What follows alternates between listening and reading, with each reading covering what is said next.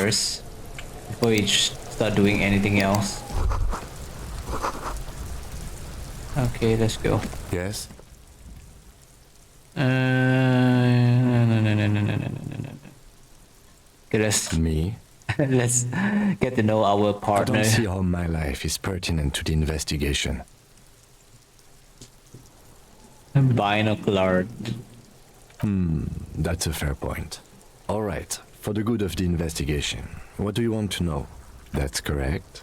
That makes him a binoclard. Binocular. Completely uncopped material, if you say so yourself. Glasses are Are cool. they are mostly just cumbersome. Let's try not to enrage him. You don't look like other people around That's here. because I'm half Seolite, or quarter. My father's father was from Seoul. So was my grandmother, but from my mother's side. It's not an interesting topic. It's a part of the world, officer. A geopolitical entity and a geographic division. I told you it wouldn't be interesting. Seoul is a protectionist, isolationist, pan-Isolary state west of the Insulindian Isola. Actually, it's quite interesting. Some would even say mysterious. You're Mysterious? barking at the wrong Really? tree. I don't speak a word of Seolite. I've never met either one of my grandparents, and I've never been to Seoul. I'm a regular Rêve Chaulière. Okay. No. No? Your brain sends the signal to your lips, but they refuse the order. Something is paralyzing them. You're pretty sure it has something to do with the lieutenant's eyebrow. It's like you're locked down. Something the matter, detective? What's going on? It's like you're a puppet in his hands. Okay, fine. The lieutenant Legendary relaxes his failure. eyebrow, and you seem to regain control of yourself. What do you mean? I have no idea what you're talking about. How do you know? What? Think? I do most of my work inside my notebook. The lieutenant produces his small blue notebook and idly thumbs through a few pages. You're super lucid, yet psychedelic. You don't need office supplies to connect to your nervous system.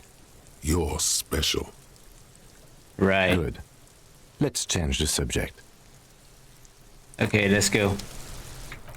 Let's start the field autopsy. The rotting man lies on his side with his eyes looking straight through you.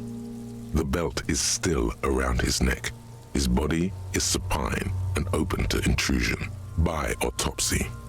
The lieutenant adjusts his glasses and takes a deep breath. Okay, let's go. Come on, officer. You know what a field autopsy is. You've done 100 of them. What you 100? do know is, at 18.9 kilometers, the dormant shield volcano, Corpus Muindi, is the world's highest summit, and the failure of the 38 single, Epui Descent, to crack the top 20 was the death knell of disco. But what a field autopsy is, you have no idea. Wow. You must have me confused with the Copperpedia. You, sir, you are the Copperpedia. Alright, There let's get truly in is a there. time for everything, even for yellow gardening gloves. However, they are lacking hygienically. I suggest you get in there in limited capacity. I'll Alright. ask you when I need you to. For the most part, maybe I should handle the contact and you take notes? Just fill this in, right? That's right. Level up. Yes. Okay, let's see what can we increase. Okay, this is good. Go with this. Alright.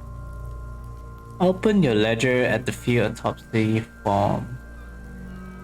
The dead man stares in silence as you crack open the ledger. The bright red paper is covered in boxes and lists. describing the condition of his skin and organs in 3 parts. Above those, an 11-field info form needs filling out first. It begins with, Begin. That's you. the corpse lies there, indifferent to your retrograde amnesia. The next Coronas. box says, KK57-0803. I think this is his 0815. ID number. KK equals Kim Kitsuragi. Kim 57 Kitsuragi. equals Precinct 57, followed by his date 0803 and time of arrival 0815 on the scene. He's indexed the case after himself, not you. That's because he doesn't want to bring up the messy What was question that? of your initials. And what would that make the alphanumeric? I do. KK57. Next. Okay, let's just write it down.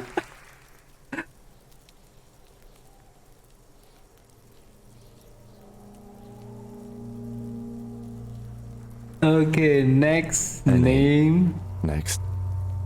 date of birth, NA.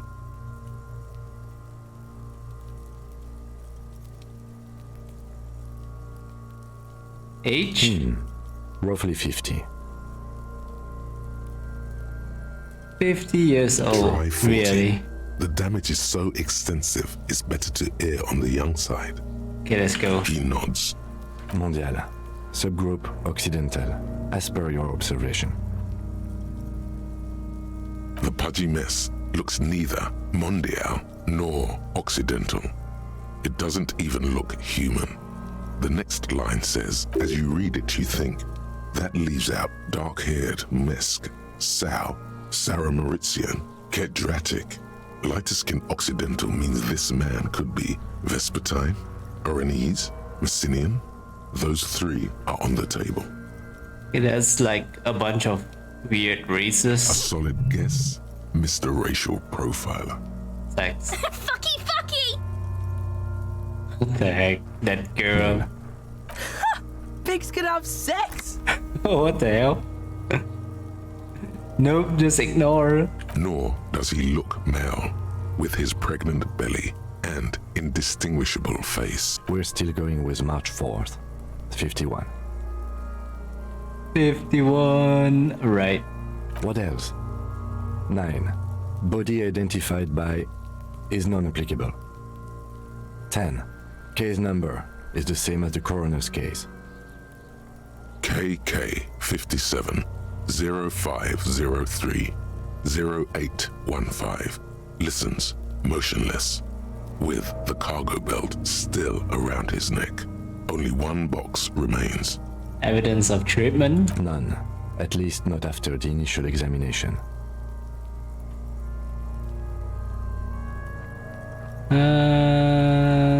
Not sure. Yeah, the footprint's kind of suspicious. More like sus. They'd have to have incapacitated and carried him over. This man was more than a match for untrained dogwalkers. Your central nervous system recognizes this gesture. It's the stations of the breath. Ecclesiastic, religious in nature, a holdout from pre-DeLorean burial rites. It takes him 2 seconds to perform. Then, somewhere in Jamrock North, a small wood shed behind Rosencrantz Row, Lieutenant Nick Feuerbat puts his hand to the chest of a small corpse, no larger than a monkey. It's raining outside, light drizzle. There is darkness in the shed. Elsewhere yet, an obese female sits in a wicker chair, her silhouette bull-like against the window. Outside, Grand Coudon. The day is turning dim for Sergeant Mac Dawson. Hand extended, he approaches to make sure she is dead more than anything else. The building is tall, 7 stories wind-wrapped in solitude. Most of the apartments are unoccupied. This was a suicide. The other, an accident. The small one. And so, all across Jamrock, Coal City, GRIH, 42 deceased persons found today. 42 stations of breath. We should start the post-mortem. Oh, Apparently my mind kind of drifted far away. The corpse cannot feel Kim's hand on his chest. It no longer meaningfully interacts with its surroundings. A thicket of boxes and lists on red copier paper tries to answer why. Okay, external examination Close. summary. The deceased wears armored boots and white briefs. The make of the briefs is Babrodine, I think. Let's see. See, it's happening. Uh-oh. Underwear. Babrodine, yes. Inexpensive. Size M. Color white. The disappointment is palpable. The red-haired thing was expecting something more lurid. The rest of the clothes have been And removed she's post-mortem by actually scavengers on in order to get to the puberty or victim's something. ceramic armor. Officers are in search of the missing pieces. Removal of the boots is left for processing. It would be clever of you to omit the boots altogether, sire. If you are to keep them for yourself, as you ought to, you have deserved them more than anyone else. When am I gonna get them? Patience. After the autopsy, before the body is taken away, there will be a window of opportunity. After the lieutenant has gone to sleep, I hope this has helped you, my liege. Let's not meet the boots. Tattoos. The upper torso is covered in a single continuous tattoo, resembling a map of the night sky. It reaches from the right shoulder to the heart. The ink is blue and white. The assistant has a color photograph of the markings, to be added to the case files as document A1. The photo is taken on the scene, using a Trigat Mini. The deceased has a belt for airlifting cargo around his neck, tied with a hangman's knot. Color yellow. Length 3 meters. There is a buckle on the other end. They're all yellow. Well nourished, athletically built, measuring 1.8 meters.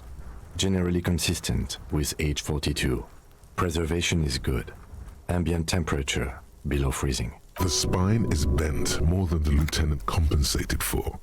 This buster's actual height is about 1.85. And no, you could not take him straight on. Of course, I undercompensated. Right. Body hair is light brown. Distribution is consistent with age.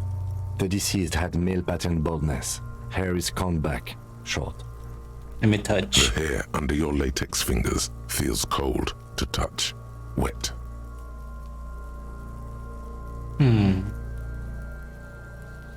Let's go with The gently. stench is suffocating.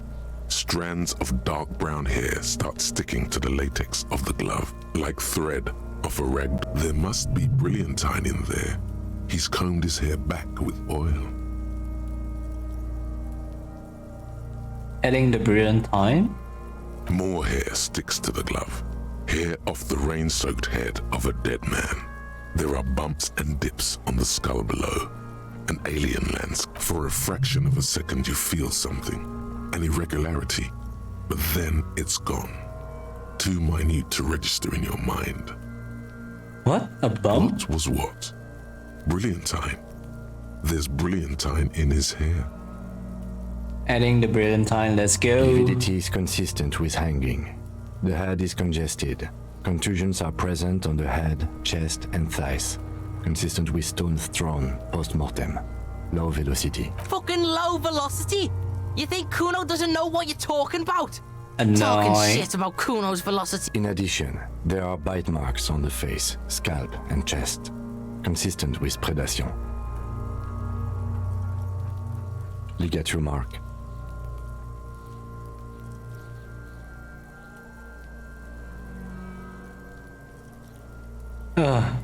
Steel wiring. There's too much of it. We need to remove the bell so we can get to the ligature mark. You got just the right tool for that. The chain cutters. Yay. Pet it. The hanged man lets out a joyous little bubble of rot from his nose. Always good to think ahead. Now, we need to cut the belt to see the ligature mark below. Carefully, with as much precision as you can. See, Precision. my pig is gonna fuck his head off. No, he ain't. Your pig's a boring fuck. Wait, 97%? No issue. The belt is equally tight around the whole circumference of his neck, swelling over the edges like white bread, rising from the east. The knot is the weak spot. The chain cutters fit in there, steady now, like a flower arranger. 2 cuts and it should come loose. Okay, this too is like... I think it's gonna reduce my chances to pass. Let's just go with the cut. After some deliberation, you sink the cutters into the knot tying the belt together. You squeeze the rubber handles together, sweat forming on your brow. And press it. Snap. The knot is slashed. Another cut and the belt falls apart like a flower bouquet, revealing the dead man's neck and the dark red ligature mark around it. The rope rises to a point, leaving a gap in the ligature mark. The suspension point is in the back of the neck. As it ought to. This is where its grip on the curdled meat is gentlest, pulling up. Hemorrhaging is observed on the skin, above and below the ligature mark. The mark is well pronounced, consistent with a drop from 1 or 1.5 meters. Chest is intact, normal contour. Abdomen is protuberant, pelvis intact, genitalia... Uh-oh. No! It's gonna happen, see! I fucking knew it! Genitalia is male and unremarkable. No evidence of injury. Unremarkable, really. The dead man's penis is average-sized, congested from the downward collection of blood. It gotta be some kind Testicles of are clue, uneven right? in length, hanging underneath. The genitalia is greenish. Marbling is present around the crotch. You should touch it.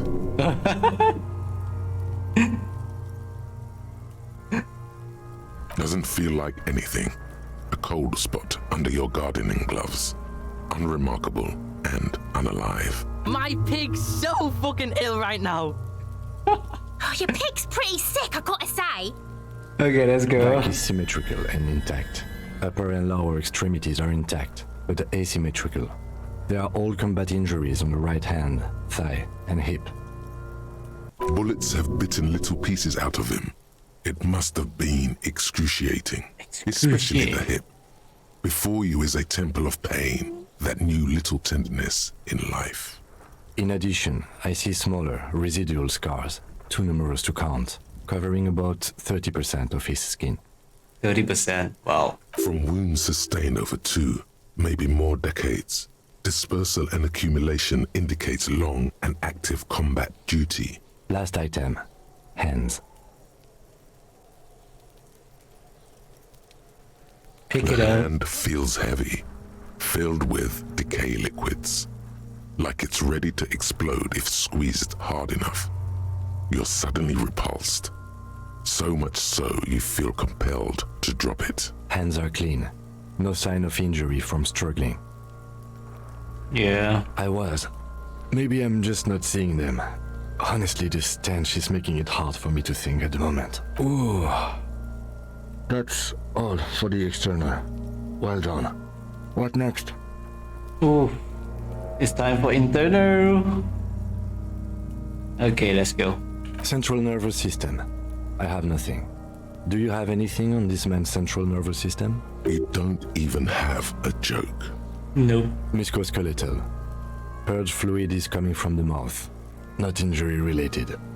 Eyes and tongue protuberant. Hyoid bone. Let's see.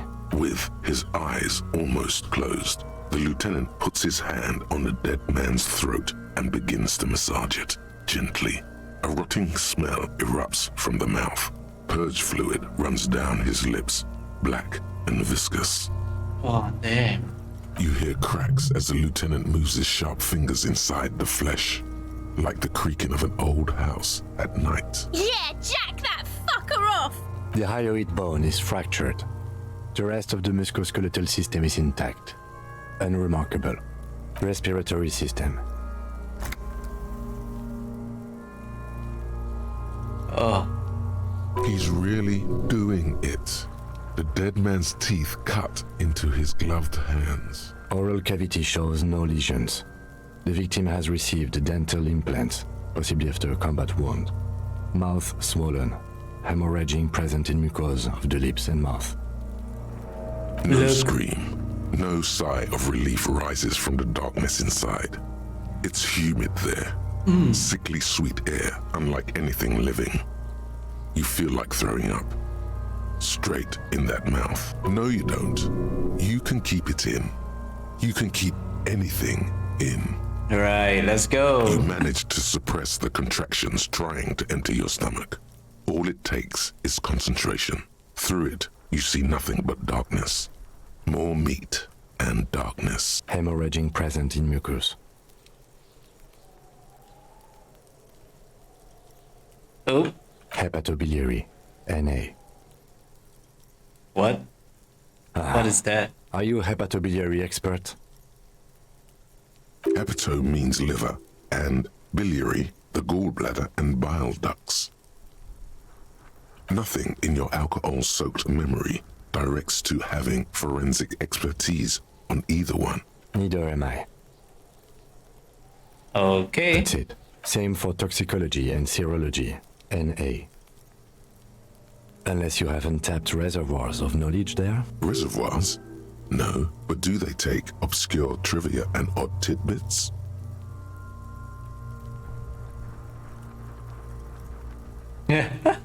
No. Okay, NA. Cardiovascular. The body exhibits heavy lividity. Blood has gathered in the hands, feet, and neck.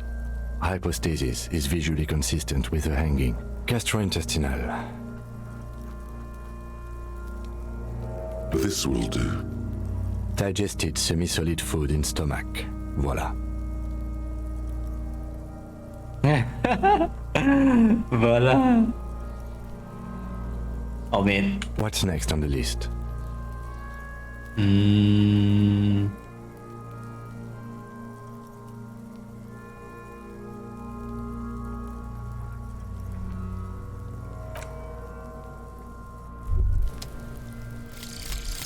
Aces low. Oh, it's done. Nice. For the rest of the world, the aces low is just some cool Revachol thing, politically neutral. In Revachol, it still holds revolutionary connotations. Also, Nice. have you looked at Lieutenant Kitsuragi's clothes? He wears a bomber jacket, just like the ones worn by aerostatic brigades. And those cargo pants look like they could fit tools for hot fixing your burning aerostatic. You should ask him about this. Oh yeah, that's done. Aces high, aces low. I don't have aces high though.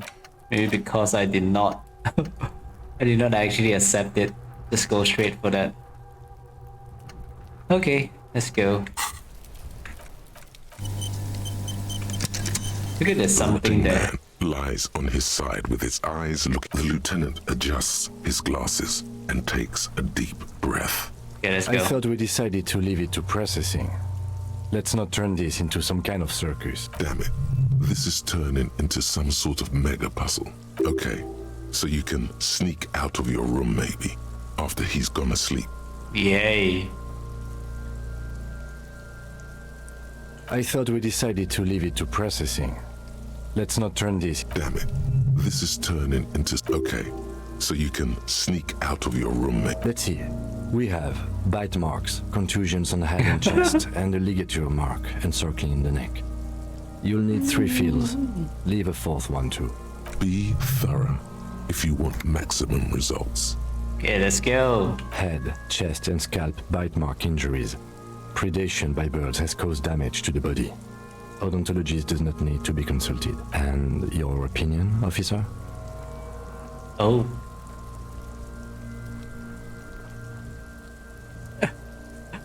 I don't think this is fatal. Agreed. Next injury? So, the Contusion. scalp bleeds from a post-mortem head injury, a stone. The injury does not have the rim of an early inflammatory response. The perpetrator on the scene has confessed to causing it post-mortem. There's Kuno. At maximum velocity. velocity, fucko! has confessed to causing it at maximum velocity. Coagulated blood sticks to his scalp and chest, where the countless stones have hit the dead man. Beneath the description of injury, 2 boxes. Non-fatal, right? Right. Next. What the 4th injury? Nothing. Just in case. Oh, okay. A dark Go. red abraded ligature mark encircling the neck, with a gap on the nape measuring, let's say, 7 centimeters. The hyoid bone is fractured, the cervical column intact. I see hemorrhaging on the skin above and below the ligature mark. Depth of the mark, 1 centimeter. No signs of clawing on the neck. Below the note, 2 customary boxes wait to be ticked. The man's head jerks to the side. The ring around his neck is visible. Think for a moment. There's time. Don't rush. What was that about no clawing around the neck? You'd be clawing for your life.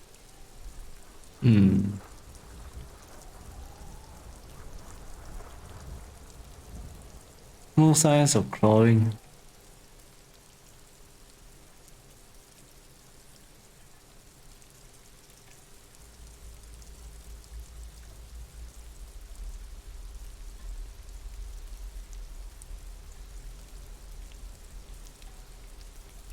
I think it's fatal. That's it.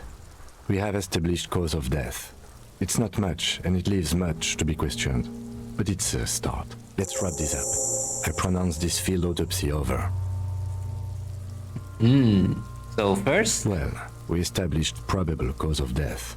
Some would say that's the goal of an autopsy. Then, given the state of decay here, I consider establishing the victim's ethnicity a minor success. We were thorough with the list of injuries too. We described them all in detail. What is there to say? Given the circumstances, it was a professional field autopsy. ah, Oh yeah, well done, Master Detective. Maybe a drink is in order? yes, a drink. Now, you see, that worries me. You will die if you drink. You know that, don't you? Please get yourself together. The lieutenant from Precinct 57th. I need a copy Okay. of that autopsy form. Then I will drive him to Faubourg for processing. You tilt your head, also looking at the corpse. I'm sure we didn't get everything.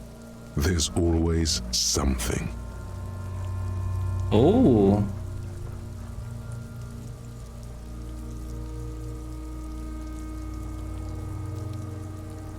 Shoot, Looney Rooney. Come back later, Corporal.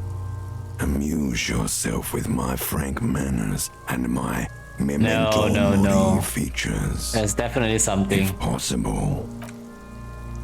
Okay, let's go for this. 8%. The man is decomposing visibly now. The lieutenant adjusts his glasses and takes a deep breath. Hui. Your arm Yes. reaches out and your eyes close, as if by their own volition. It's dark all around. You feel cold, dead flesh through the latex glove. It's right under the palm of your hand.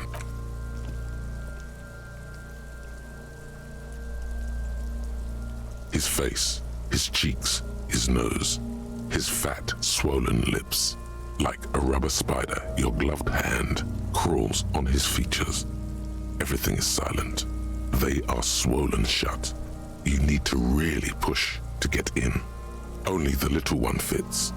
The flesh changes shape as you bore in, searching for something. The fuck is he doing? The thing you're looking for, it's not there. Crawl out, spider. You pick it between Good your one, fingers. spider, what the hell? The mess feels large, very porous somehow. Keep Okay. crawling, lest you break it. Okay, let's get into his mouth.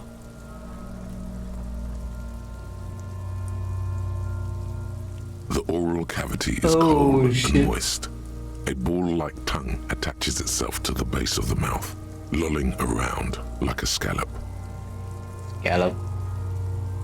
A vision of black and dark red death, pried open by your hands and studded with teeth. Looks like he's laughing. Death fumes rising from his throat. And there, in the back of his mouth, above the bell of the uvula, right in the soft palate, you see a hole, barely visible to the human eye. It is swollen shut, almost vanished. No larger than 0.4 centimeters in radius, the edges appear darkened. An abrasion collar. This is what we're after. Oh yeah. Keep going. Kuno nods, too. He takes a step closer. A black trickle of liquid runs into his throat from the wound. Your index fits right in there. A tight tunnel of flesh opens up. Tissue damage. Wide enough for 2 fingers. Oh As you man. push both in, you reach through his mouth, right into his brainstem. The fuck is happening? Ah, shit, see? The basal Feel ganglia around. feels clumpy. What entered here has torn apart his reptilian complex. The funk soul brother at the back of his head has gone dark. Forever, your yellow fingers slide into the remains of the limbic system. There is no resistance. It's gelatinous. The slug-like structures are damaged too. The tearing extends deep into both hemispheres. This is what he used to regulate his emotions with. The lieutenant answers with the sound of his pen on paper. Fucking cavity, see? Your fingers are all the way in now, reaching toward the inside of his skull. The cavity goes further, but the entry wound isn't wide enough for the rest of your hand to follow. All the muscles in your body harden. Time to enter him. Shit. This sounds so weird. Very good. Your fingers reach toward his skull. His cerebral cortex feels like jelly. Cold Pretty good. jelly. Seems to be less Strange violent, I fluid guess. streams down your wrist Less as you risk push damage deeper until you feel it on the tip of your finger. Ice cold serrated metal. Its edges cut right through the latex and into your finger. Ah shit. The pain is barely noticeable under the adrenaline rush. What's this? Oh, okay. There's a tiny crack, a protrusion in the cranium, right in the back of his head. Your finger must be pointing straight at it from the inside. Oh. The object that is in there stops just short of the skull, in the encephalus, knocking this tiny fracture into the cranium. This is the irregularity you felt before, the one that was too tiny to register consciously. We have the makings of a very small exit wound here. Forget about the fucking exit wound, Beano. The pig is wearing him like a fuck puppet. Can you get to it? Okay. Let's go.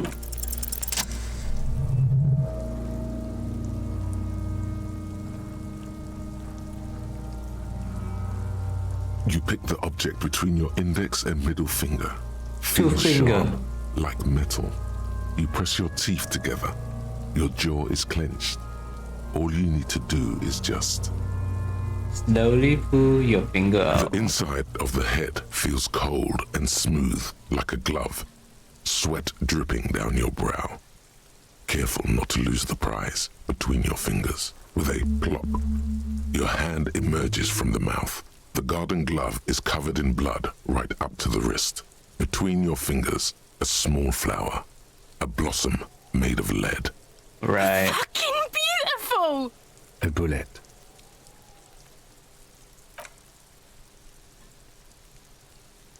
The bullet falls in the bag, leaving a smattering of This is blood tough to on the even plastic. actually He pull it raises the off. bag under his eyes and says, A non-caliber. Rifled. Some kind of brittle alloy. Fractured on impact. Shit, can I have it? Of course, you deserve it. We need to add an item to the injury list. Injury number 4. Oval entry wound with an abrasion collar. Soft palate, back of mouth. High velocity, temporary cavity in brain tissue, small exit wound on the occiput. How does that sound? Sounds about right. Opinion, fatal injury.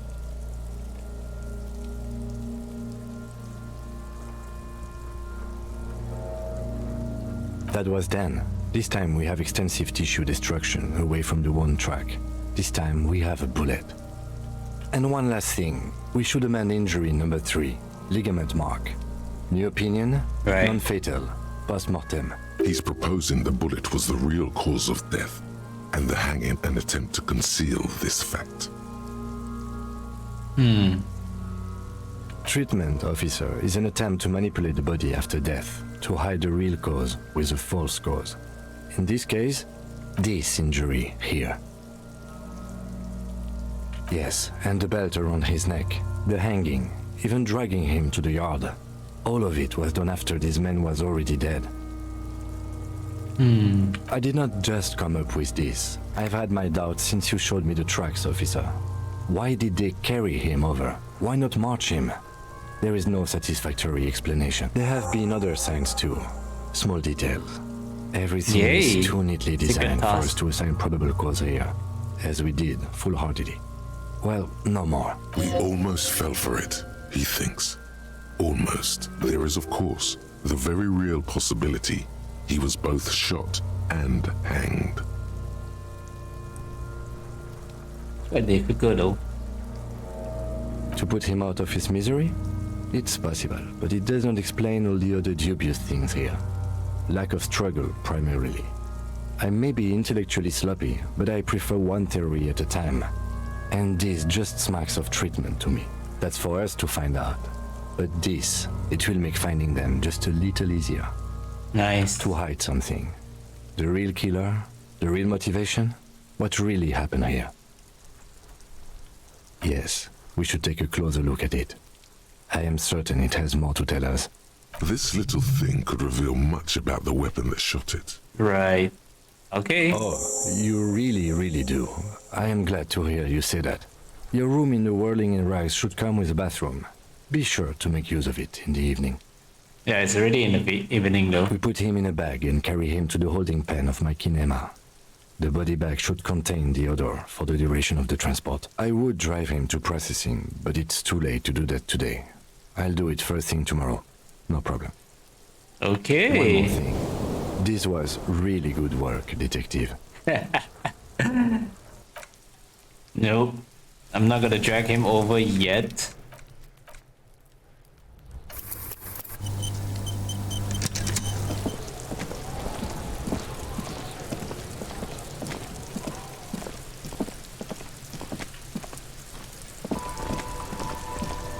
Inside, you see a set of steering levers, a radio microphone.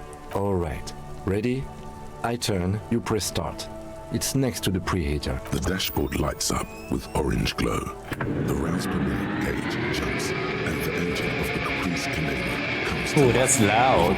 like a leopard waking from its sleep, yawning and roaring at the same time. That sound, you feel the wind in your hair as if you're already driving. But where? Down a narrow street lined with shabby wooden houses, the 881 motor tract coiling like a serpent high above. Children play under the viaduct, eyes turn to watch you as you pass. The Valley of Dogs, and before it, a familiar dome, like a ladybug without the colors. The building has a designated parking place for your carriage. This is Precinct 41, as close as you have to home now. It's far away. The lights Let's go. unfold with a little click, casting electrical light onto the ground before the vehicle. There you go. I'll turn them off from the remote once you're done. We just need to stand in front of the machine now. Okay. Just leveled again. Let's bring up our half-light. Shivers. Okay.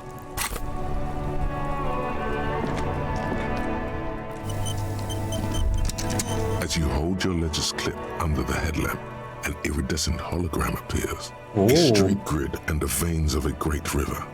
A familiar sensation washes over you. There she is. Revachol West. Around the borders of the watermark are dozens, no, hundreds of micro-perforations. The rectangular watermark is overlaid with the logo of the RCM, and yet the major arteries of Revachol are all recognizable. They shimmer in the Kanema's headlights. A rat brazenly darts past you and disappears amongst the stopped lorries. In the distance, a child somewhere shrieks. A woman reprimands her in a voice no quieter than the child's cry. In the middle of a broken plaza, in a cone of light, barely visible in the daytime, two men, one slim, the other sturdy. They are on the city stage, but only one of them knows his line. Ah, Martinez. Where the heck are we? Let me see. Right here.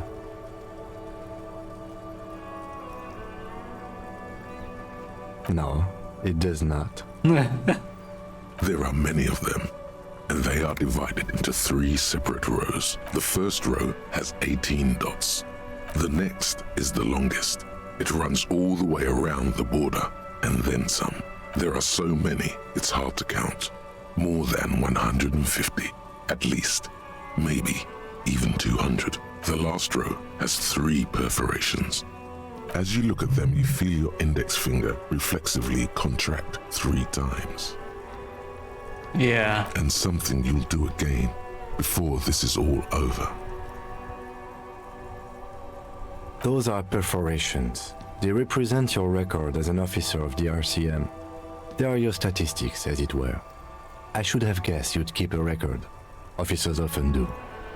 Let's take a look. Alpha male officers who are proud of their numbers often do. Yeah. It's Big meant. mullet.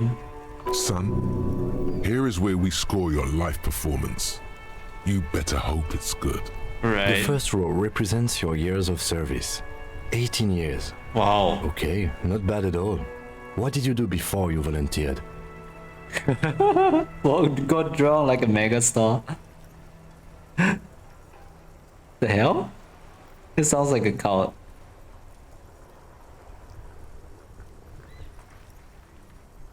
That's what it says. I might have guessed even longer based on your age. What did you do all those blissful years of your youth? Hell, got drawn like a megastar, I think. Yes, that does seem quite likely. Your youth coincided with some heady days for Revachol. But let's move on, shall we? This next row, the one that wraps all the way around, is your number of closed cases. Closed is good. It means finished. You've got, let's see, wow, more than 200. Oh, It's quite a lot, even for someone who's been on the force for nearly 2 decades. Usually, clearing more than 10 cases a year puts you in the 90th percentile of all RCM officers.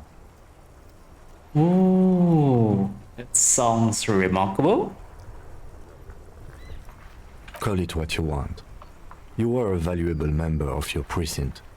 Now, let's look at the last row. You know the answer already. The tingle in your index finger gave it away. Oh, kills. That's right. How did you know? I feel like a killer. Ah, right. Sometimes the brain's able to preserve certain responses even when conscious memory has been, let's say, misplaced. For an RCM officer, especially Precinct 41, which is in the Jamrock quarter, it's rather tame. I mean that in a good way. There are certain officers who treat their kills like some kind of ghoulish game. If they do happen to solve a case, it's usually by accident. But it seems as though you are, or at least were, one of the good ones. So we have that to be thankful for. Super cop it is. He's sincerely glad you're not a scary predator. Not to say relieved you're competent. Yes. Uh-oh. Everyone has their own method of coping. Some more effective or self-destructive than others. Ugh. Personally, I find it helps to keep up a few hobbies. Oh, this and that. Let's not get into it now. Why not gardening? You've already got the gloves. Shit. It's meant in earnest. Please don't mistake it for a jab.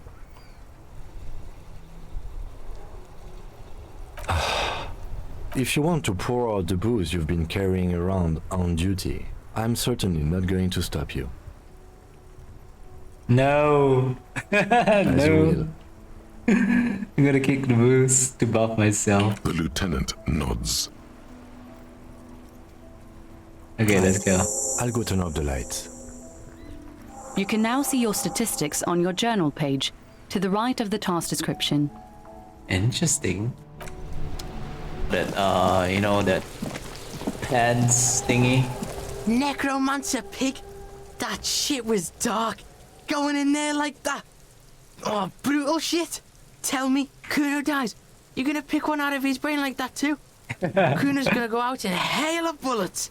Gonna look like a fucking porcupine. Porta Rosa, a side alley of the Boogie Street Spearhead. A young man in his early 20s approaches patrol officer Emile Mullins and asks for a cigarette. As Officer Mullins reaches in his coat pocket for the pack of Astra he just purchased this morning, the man shoots him point blank in his chest. Breathless, the patrol officer collapses in the gutter. His right hand is grabbing the armor on his chest. The bullet didn't pierce it, but he can't breathe. On the pavement, the patter of the perpetrator's feet growing distant. Bleed, pig. Someone opens a window and says, but Emile cannot see who. His sight grows dim with pain. I'll be there for you, Kuno. Yeah. Let's go.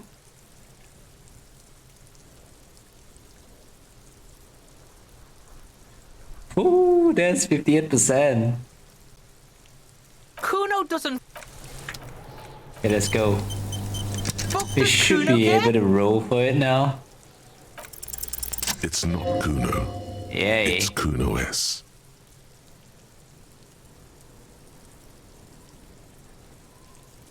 Kuno S is by far the worst of the two. Kuno has no problem being near you, but the other hides behind the fence, afraid for her life. Also, Kuno hasn't stopped talking to you, even enjoys it from time to time. When you talk to the other one, it's like talking to a cornered animal. She only hisses. All in all, Kuno respects madness. You cannot hope to outdo her on that front. You must win yourself a few minutes with him alone. Let's go. Fuck you whispering about? He's whispering too. He's going with it. But watch what happens. Fuck you, whispering about. She puts extra stress onto that word, expecting it will make you uncomfortable. If Kuno wants to whisper, he's gonna fucking whisper, okay? Let's whisper, pig. This is it. You've got him. But be careful. You can still fuck this up. Don't make Kuno look bad in this.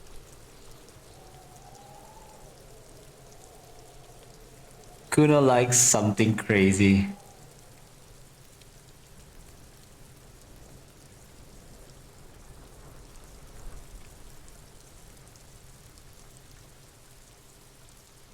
It's okay. The pig's trying to pit us against each other. Not gonna let him do that. Idiot. You bungled it up. That's it.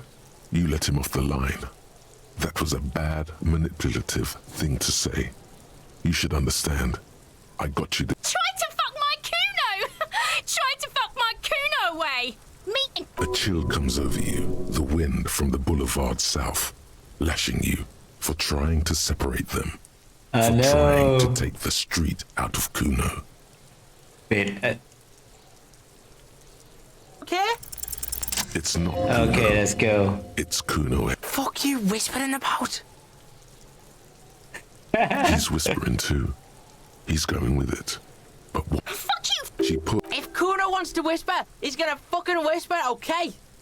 Let's whisper, pig. This is it. You've got him. But be careful. You can still fuck this up. Don't make Kuno look bad in this. Crazy scary.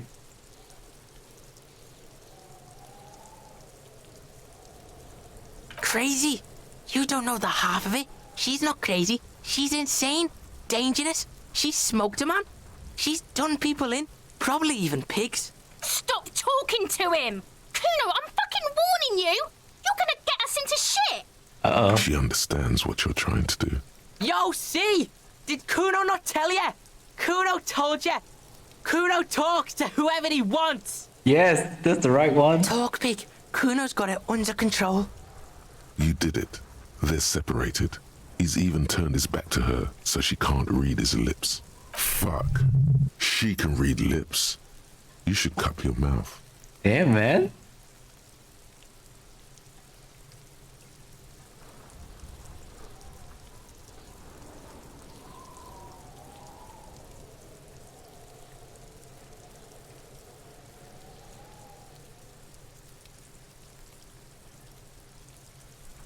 He's insane.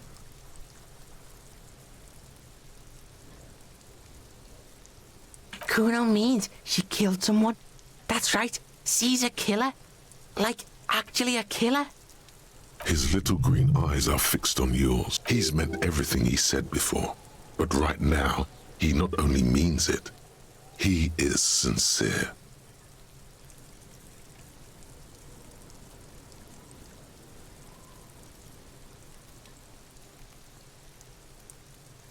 But if she has Kuno, that will explain things.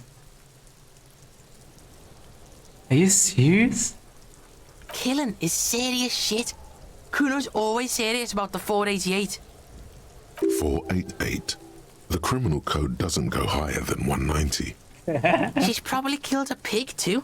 I mean, I'm pretty sure she has. Forget Kuno said that. Kuno was just shitting. Kuno was just running his mouth. Kuno's stupid like that. There's something cold in the air, like water lapping against cold stones, or dripping in a hallway nearby.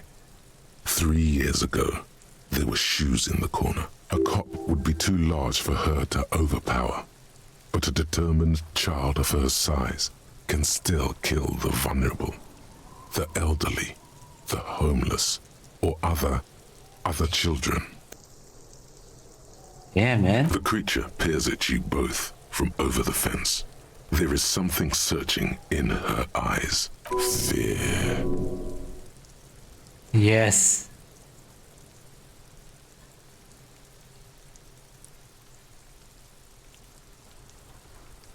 Kuno falls silent. Kuno, that's it. That's what Kuno is starting to think here. He usually looks you straight in the eye. A little something just crumbled there. Don't move your head. Just from the corner of your eye, look at her. Look at her. Okay.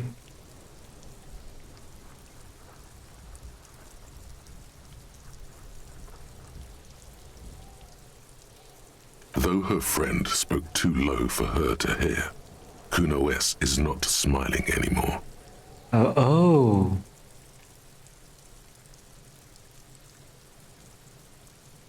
Let's go with 3. Nah, let's go with what he said. Yeah, she's psycho. None of that kiddie psycho. Cat burning shit. She does the real deal. Oh. Yeah. What's the real deal? Snuff radio shit. Believe me, pig, you don't want to know. And he doesn't even want to think about it. This isn't just another boast.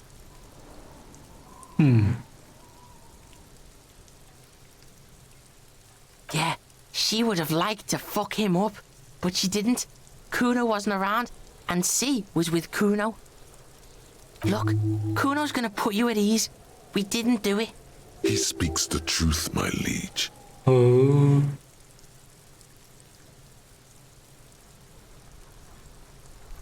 Fuck knows. She says it's the song of her people or some shit. Crazy people. The fucking Nakis. I don't know. It's Suruis. The Suru are Suruis. an indigenous ethnic minority in the social democratic powerhouse Vasa on the tundra and tiger-covered Isola of Katla. Far, far away from here. As far as possible, really. You mean evil little red-haired people like her? Yes, they do. The Suruese have that ginger gene. Suruese? Like that man from Shelmdall shit? She could be. She could be that Shelmdall shit. Grimshaw does have a small Suruese community. Or she climbed into a yakberry crate and was shipped over accidentally. Nah, it's not gonna be your sister. How's Kuno dealing with this? Kuno's dealing with it just fine. He doesn't need you fucking with this, waving your gun, mad dog shit. Kuno remembers what you did there. Kuno's got this shit under control.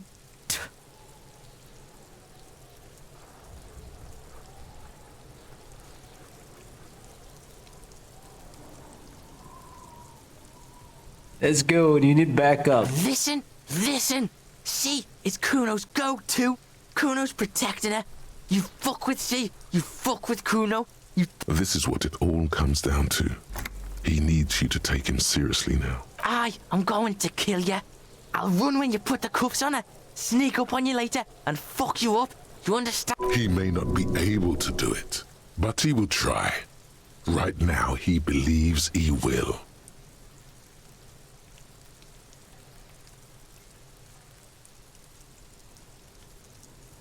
Understood. All right, now we can do business. Yes. He's breathing heavily. That took something out of him. Yeah? What do you want? Kuno can hook you up with... Oh, don't hook him up with shit, Kuno. See? Relax. He respects the Kuno. Kuno made him respect the Kuno. You respect the Kuno, you get all kinds of shit. Kuno's gonna get you hooked on illegal narcotics if you run a little errand for the Kuno. Get you hooked, pig. Get his hook in you. Then Kuno gonna get you hooking for more. Cash in big style. Pig hooker. See, it's tension and release with Kuno. Now we releasing. The pan buying shit, that's on now too. 90% discount for Kuno's pig. Kuno can flex. Kuno flexes for hobos. Kuno sees you're in need. Shit. Damn, this is good. I'm gonna be broke after I buy this, dude. Okay, I think I can save and buy Kuno later. doesn't... Fuck does Kuno care? Kuno doesn't... Okay, that's one done. Let's check out the other stuff. Have you no shame? Whining about your back every time you bring out the measuring tape. Honey, you're a man with a fork in a world of soup. Please, let's just try to enjoy the game, all right? Look, in his hand, going into his mouth. I'm so The hungry. sandwich. It's hauntingly beautiful. I'm trying to, but you keep breaking my concentration. You're old. I can see that. We're both old. Now stop grabbing your ass like it's a girl. These manly men are playing balls. This is a ball game. Grab a ball and play it. Don't ask questions. Shoot first. Ask questions never. Ask questions never, really? That's the spirit. Don't even waste your breath asking about the game. They wouldn't know anyway. They're way past their prime.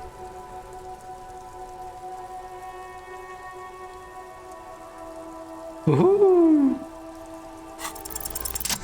Let's go.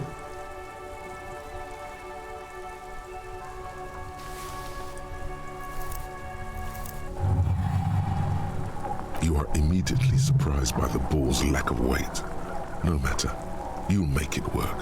God, this is right. You feel the familiar tremble of excitement and adrenaline that precedes every victory. Time has frozen. The cold metal ball is surprisingly smooth feel the against your ball. neck. It has a pattern on it, probably a sponsored ball. Yours would only be covered with bumps of learning and scars of victory. Already your muscles are adjusting to the weight, the nervous system calibrating, until you and the ball have merged into a single entity. The man Man ball. ball is ready. A chilly breeze ruffles your hair as you stand there, feet firmly planted.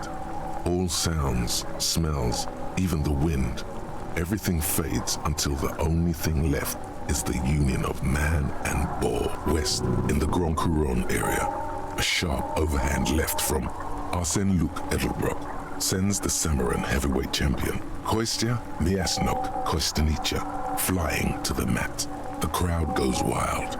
Revachol loves her heroes. An embodiment of pure motion, a fine-tuned locomotor running at maximum efficiency. Behold the fear and confusion reflecting in the eyes of the two feeble geezers. They are in awe of your superiority. You are a god to them. God, like, let's go.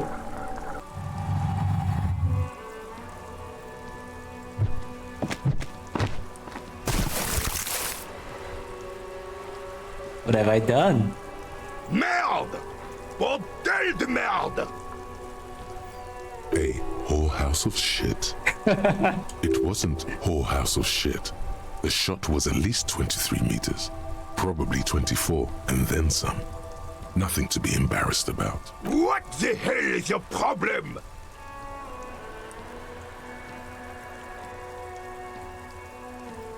I'm a god of Dragon I View. don't care if you are a cop. You do not just ruin someone's game. It's so goddamn disrespectful. A man his age getting worked up like that? Better watch that blood pressure.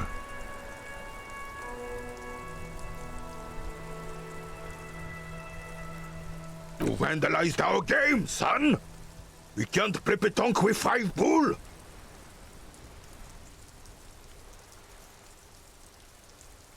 Well, it damn well isn't. It's pétanque. You ruined a pétanque game. We want our bull back. Take it easy, René. This is just a misunderstanding, isn't it, officer? No harm done. Of course there's harm done, you orange slug. You owe us a goddamn bull. Good. Mistakes are forgiven when men at least try to right their wrongs. I believe you will try. Now, why did you approach us? Yes, why did you come here? It's unlikely they know anything about the murder. Unfortunately, I don't. Unlike most of the locals, I have no qualms about assisting law enforcement. But this affair has passed me by completely. In Martinez, the union is the law. So can you really blame them? No. Cop is a pejorative term. I don't have a problem with policemen. On the contrary, I admire the effort to bring order to our streets. He doesn't know about the crime. Your time is better spent discussing politics. I'm confident they are indispensable in regard to all the paperwork and other administrative duties.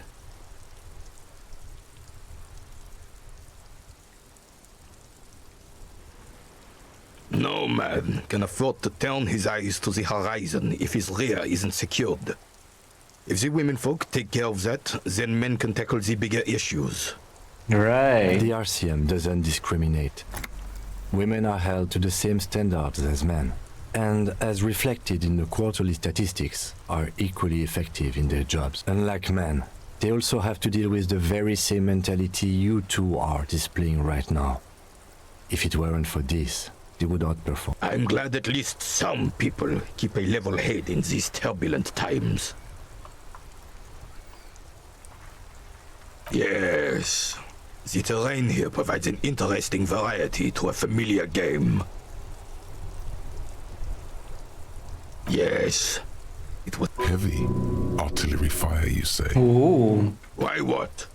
Because that's what happens when communards hijack your country, execute your supreme leadership, and turn your capital into a slaughterhouse. Ooh. You use heavy ordnance to clean up your home. Commies, communists, socialists, anarchists, call them what you like. Sadly, no. It was the foreigners who brought them to their knees. We fought valiantly, too valiantly. So valiantly we got licked.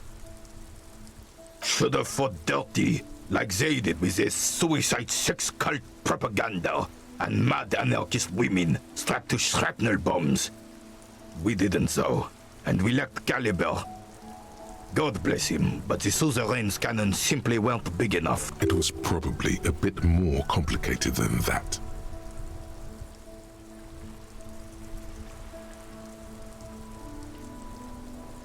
This place is a damn beachhead, son. They had to soften the commies up first. Yes, the military coordinated amphibious landing to take back Revachol. Martinez was used as one of the 3 footholds in Revachol during Operation Deathblow in 08. The other 2 are off in Stella Maris and the Delta. This here is Blood Ground, where Coalition boots first made landfall and cleaned those rabid dogs out. Most likely, we're playing pétanque on their mangled corpses. Blood ground. You got old René going there. Like he isn't hungry enough already. Damn right, son. They laid the fire of hell on the city before they stormed it. And it worked, too. He approves of this radical approach, knows it was necessary. The rest of the city got cleaned up, but Martinez they keep as a monument. And now the Union Socialists are practically running the place. Well, it's your own damn fault.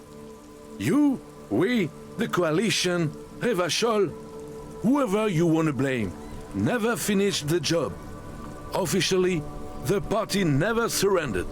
Of course, they still all influence. You don't even begin to truly understand the players on the table, let alone the specific circumstances surrounding the... What do you think? Thinking men have opinions on these things. Present one. Oh.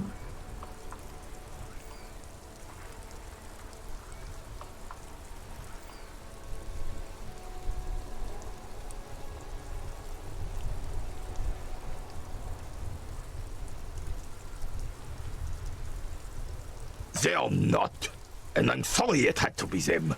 After 8 years of fighting those hyenas, boiling cats for food and drinking piss in the mountains, I would have preferred if the Right Honorable King Guillaume returned through Revachol. Or even if that damn clan Frisell had risen from the grave and led us. Sadly, that was... Instead, all that is just, holy, and beautiful in the world was wiped away, and now it's neon signs with toothpaste ads everywhere. Foreign influence peddling garbage and stupid music on the radio. This is just what the commies wanted. This was their plan all along. This is what they wanted to replace the role of the suzerain with. Suzerain? It doesn't. That was 100 years ago. Ain't got nothing to do with anything. Damn Frisell. He was a king we couldn't protect. The Carabineers failed him. And the crown.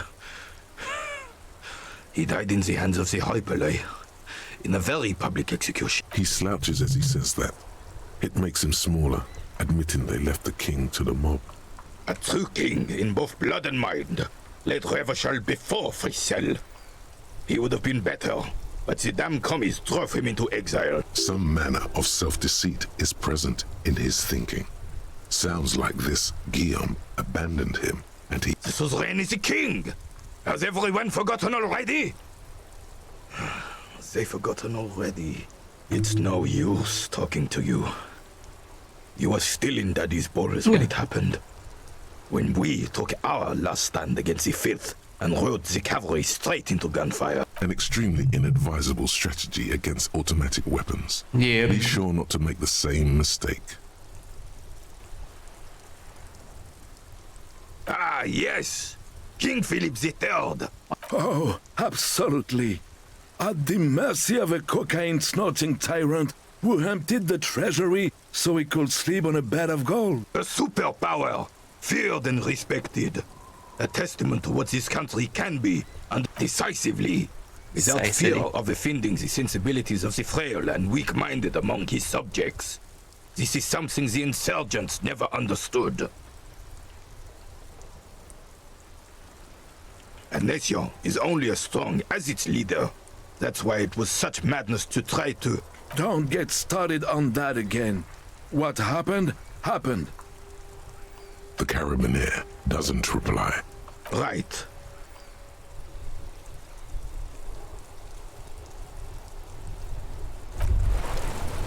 Hey, psst, psst. Yes, you. Word on the street is you're ready to start building communism. Yes, you're ready to start building communism again. What? You've built it before. They've built it before. Hasn't really worked out yet. But neither has love. Should we just stop building love, too?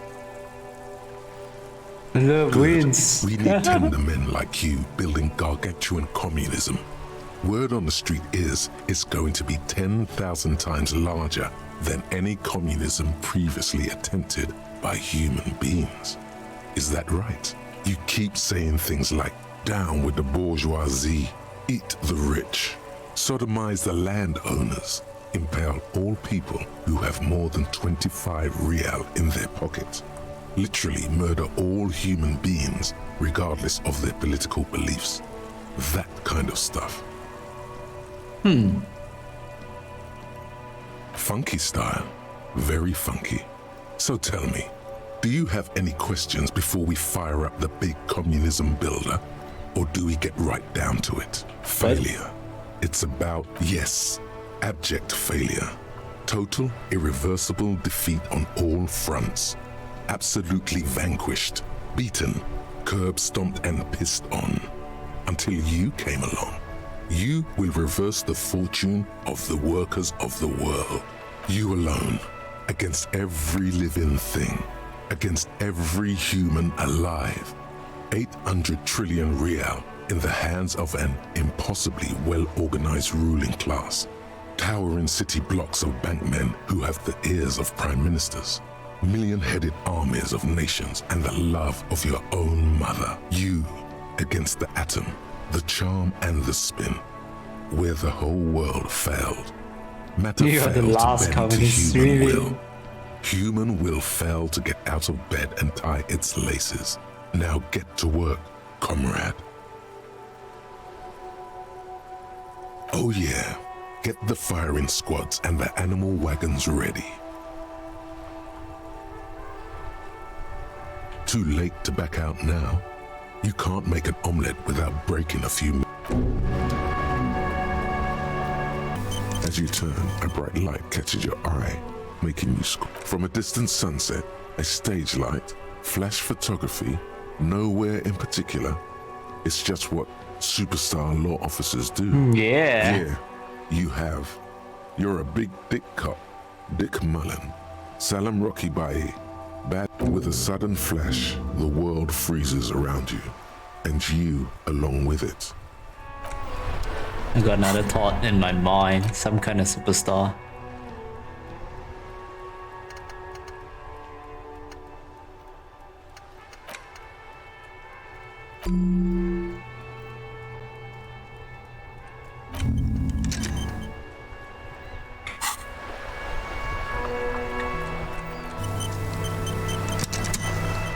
We're still waiting for a replacement for the bull you sent sinking. A replacement. As Rennie turns Okay, from finally. you to his partner and back, the medals on his chest rattle and glare. 2. The larger one is shaped like a cross, while a crowned head in front of 2 crossed rifles. The medal head, it's the Croix de Bravoure, Cross of Valor. Nice. The cross was the highest battlefield decoration in suzerains, a small blue star inside an orange sun. It has the word Valiance. The setting sun was a decoration used to distinguish seasoned combat veterans in service of King Frizzle I. For bravery.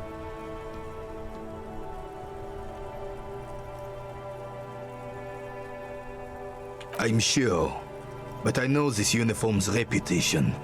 You are also wondering if I got this for raping women or killing babies.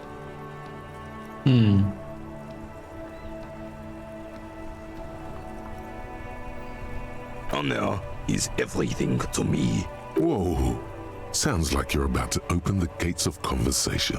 This man will literally talk your ear off if you let him wander off to memory lane. Didn't think you had the stomach for it. Kids don't these days. I'm used to that. For Okay, doing my fine. duty in the heat of battle. for looking my mortality in the eye. He saved some muddy princeling who foolishly strolled into the front line in his gown of velvet and gold.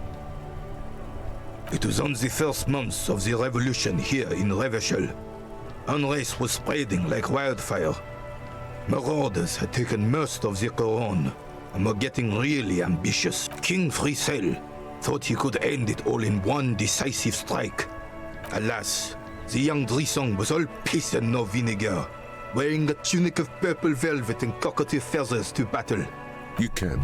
It's very asinine. He really despises that Drissant fellow. Purple velvet tunic. That isn't exactly camo. To keep the long and bloody story short, Drisant marched us against the partisans in Couronne. And when I say marched, I mean made us walk into captured enemy territory, single file, like toy soldiers, while he rode in front on his giant red stallion. The rebels were smart. They let us come real close before opening fire. Suffice to say, it was carnage. I got shot in the left shoulder and went down. Just a flesh wound. But just as I turned over, the prince fell into the mud next to me. Then his horse, driven mad by the noise and smell of gunpowder. It's painful to even think about. I grabbed my sidearm and shot the beast in the head. Then everything went black. Capitaine Arnoux, le fléau des chevaux. The bane of horses. When I came to, it was all over. It was just me and Jolas Tresson, gurgling in the blood-soaked mud right next to me. The dink had taken numerous flesh wounds and lost a lot of blood. But despite missing his jaw, he seemed hesitant to die. Tougher than he looked, that one. Right. So I grabbed the prick and started crawling. Kept going until the 59th Cavalry picked us up. Through some miracle, we both survived. He was the commanding officer and I was on duty, just doing my job. You sense he's downplaying it. He did a lot more than his duty. More than anyone's duty. Duty, medals, honor, chain of command. I like this guy. He's not a pansy. The old carabinier stands quietly like a... What Monseigneur Modesty is not telling you is that he crawled over 7 kilometers before the cavalrymen found him and Drisant. And that even while crawling with a mangled half-dead prince on his back, he still managed to murder 3 rebels on his... Is that pride in his voice? It's deep down, but maybe even unbeknownst to the man himself. It's there.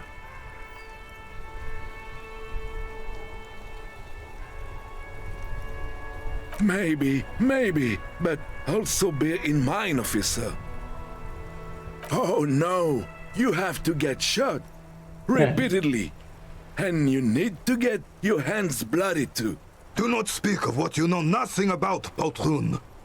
Duty is something you will never understand. Bah! There were many such stories in those days. Many such men too. True Revacholians. Men with backbone. Oh yes, René, yes. Men were bigger, girls were prettier, and everyone wore the fascia. Lord, please, bring those days back. I'm not getting into this with you again. You should try to come up with a heroic story of your own. Impress this old soldier. Oh shoot.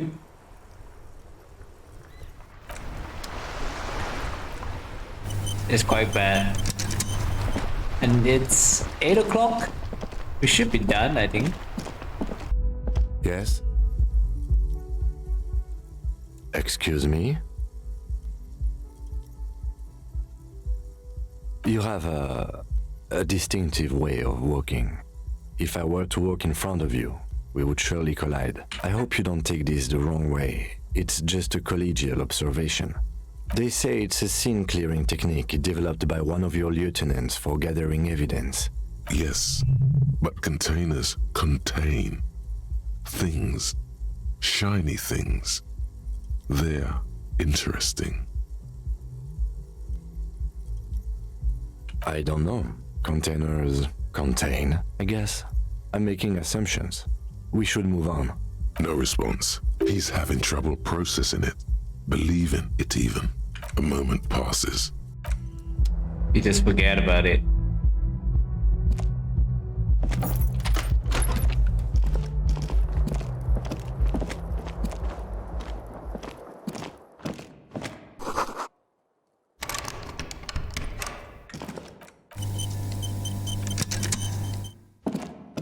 A mirror hangs on the bathroom wall. In it, your face, now without the expression.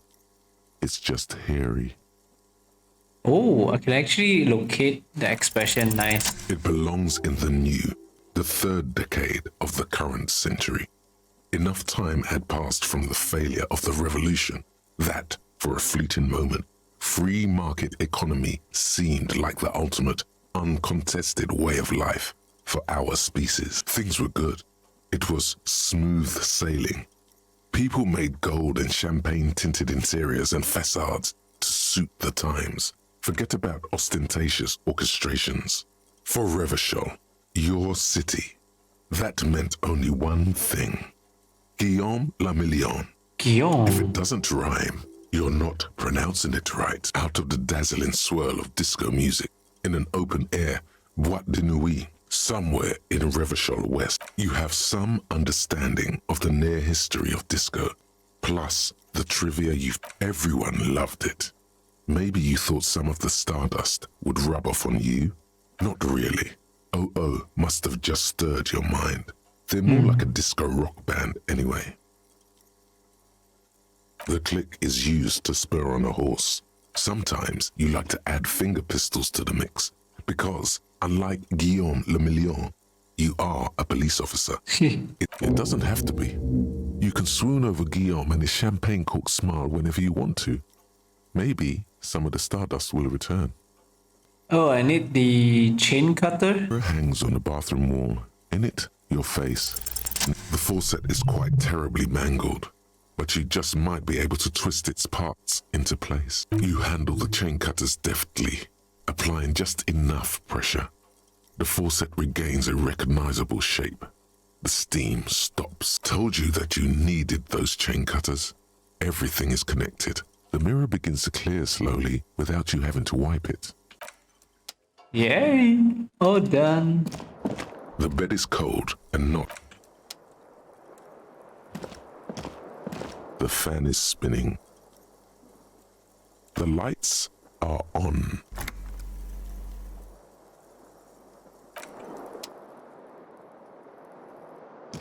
The window stands broken in its frame. Cold wind blows in.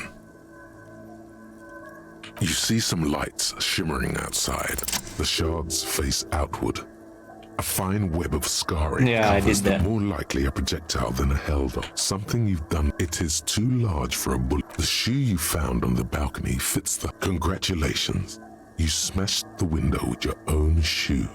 And maybe, just maybe... Can I help you? Yes. Have you got it? A lot. For the room and broken window? 100. Like what? Nope, I don't have the money. Well, hello. Someone seems to have found himself a bottle of alcohol. Here's where the magic happens. Light reflects off the green glass of the Commodore Red. The gods have been generous. Better pop it open before they change their minds. Wow, the gods of mass production have made this alcohol container laughably easy to open. A child could have done it. There's a satisfying pop as the cork jumps out, and the hair on your back rises like an army at attention. You've been here before. Welcome back, detective. You're home now. Nothing.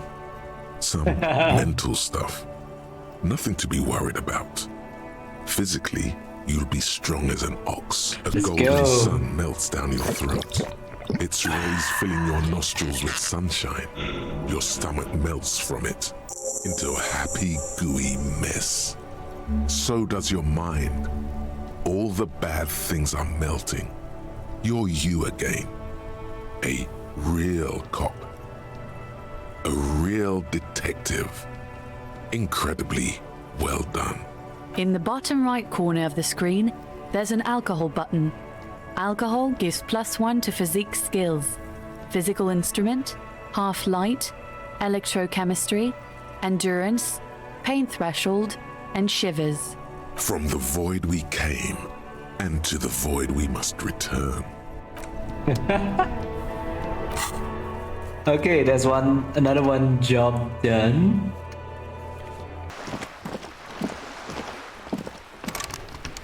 Nothing.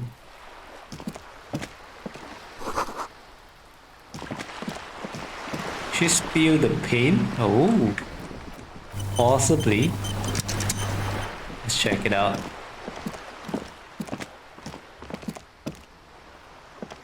Hey, up here, Piggo. Here you go.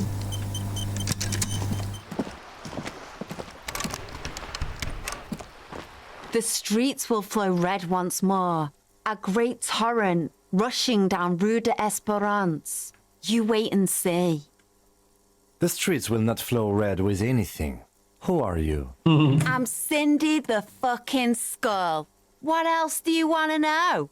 Date of birth, blood type, the last time I was tested for Hep C. Hep C. And here I was trying to be polite. Just can't win with you pigs. That isn't a fresh paint smell coming from the wall. She's using heavy fuel oil. Red-dyed heavy fuel oil is only used in government vehicles, or at least that's the idea.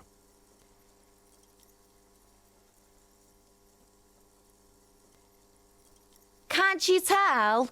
I'm painting a beautiful mural, an aereo graffitio visible from low orbit. I haven't really started it yet. I'm waiting for the right words.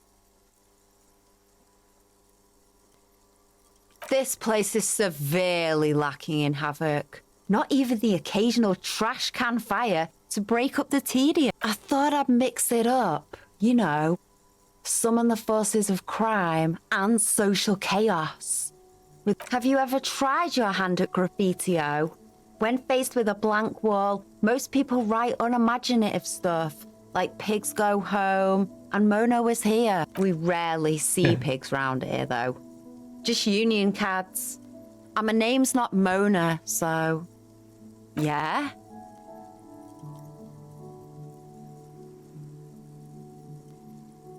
Thanks. I'm sure the inspiration will come to me now that I have an official RCM stamp of approval. She means the opposite. I ain't no snitch, pigstein. Go forth and forage in someone else's shit. No shortage of squealers in these parts. Actually, there is a shortage of people who talk to us in a normal, calm, informative manner. We weren't put on this earth to make your life pleasant, fucko. The lieutenant is desperately searching for a handkerchief. Hatred, disgust. It's difficult to tell which of the two is more present in her girlish features. The woman on the boat does not notice her staring. That Ozon whore. Someone's got to keep an eye on her. Ozon is an archipelago 2 days' travel away from Rivershot. Its moneyed residents, used to posh restaurants and upscale boutiques, rarely have reason to visit Martinez. Yes, we should go talk to her. Right. She's a professional negotiator, though. I have the feeling she will be very cooperative while telling us nothing. You should take the lead. Ask her unexpected questions, you know? Do your thing. Don't be afraid to get a bit wacky. Throwing her off is our best bet. Good idea, piggies. Run along now. Fuck her shit up good. What did you think I was using? Aquarels? Sucked it out of a cop's fuel tank myself. Back in Jamrock. You ain't seen nothing yet, piggy boo. Oh, yes, you're right. What do I care about some fucking tin eggshells? Ugh, alright, sad piggy. I'll give you this one. I saw a little girl in the fishing village running around with military-grade handwear. look cute as hell. If you Serious? haven't been there, the village is a shithole down the coast from the main plaza. Have a good time. No. That's all the snitching Cindy the Skull does for today.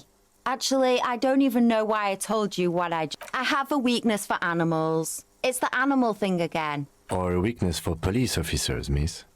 Thank you either way. What for?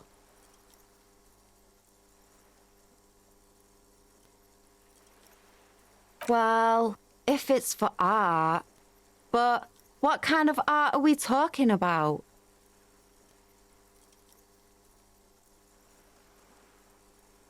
Then you have time to find your own fucking brush.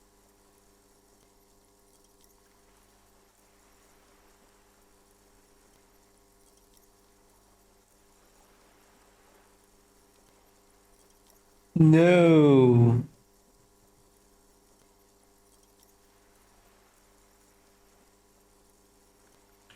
There, Piggy.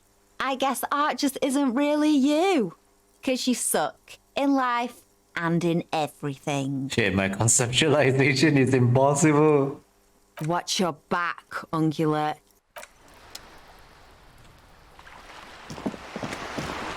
Just say. A striking woman leans against the cabin top of her sailing boat, smiling as you approach. Her green raincoat glistens with droplets. Good evening, officers. I'm Joyce. Joyce L. Messier. I represent the board of Wild Pines, the owners of the harbour. You gentlemen must be from the RCM. I'm glad to see you here. Like steel, there is strength there. If she wanted, she could sink her nails deep into your skin. Oh. I was dispatched to handle a strike, not a lynching. Anything I can do to assist the RCM in this matter, I will. That is good to hear, madame. My colleague will take the lead on this interview. I should let you know that he is recovering from an unusual medical episode. Very unusual. But I can assure you of his ultimate competency. There's a trace of irony in his voice. Mischief, even. This is a tactic. It happens quicker than a shooting star. But did the lieutenant just wink at you? How interesting. I wish you a swift recovery. In the meanwhile, you have my full cooperation, and the full cooperation of the Wild Pines group. It has the money. Why, yes I am.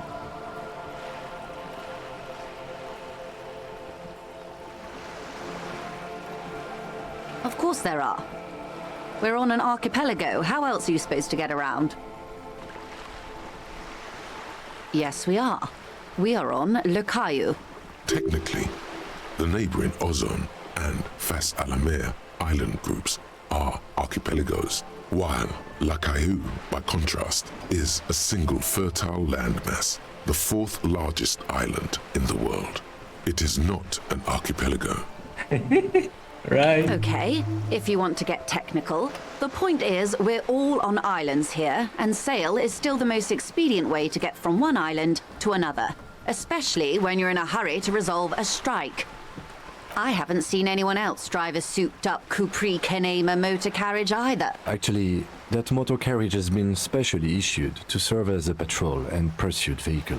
It's for crossing long distances in the greater Revachol industrial harbour. It's not a toy. Neither is this. A toy, I mean. It's a machine for crossing long distances in the Bay of Revachol, between the city and the island. You need to make this lady admit she's only riding around on this boat because she's rich.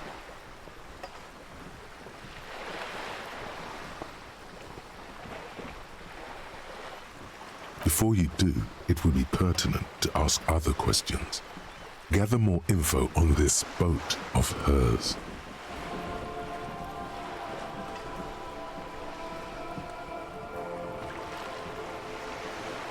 The boat? No. It is called Cor de Leyte 19 because that's the type of sloop it is. It's a pleasure craft, a 19 pacer. It also happens to be rated for Category 1 racing. Though these days I mainly use it for business. My sloop, I like it a lot. It's the eel's hips, baby. I'm enjoying this part of the interview. It has so little to do with the murder we're investigating. Officer, I assure you I'm a highly qualified pleasure craft operator. The crowns of her teeth are porcelain, white as the boat's hull as she smiled. Qualified pleasure craft operator. So charming. Where's the damn license? I just renewed its safety inspection last month, officers. It is completely seaworthy. In fact, it's taken part in not one, but two insulindic regattas. Even finished once.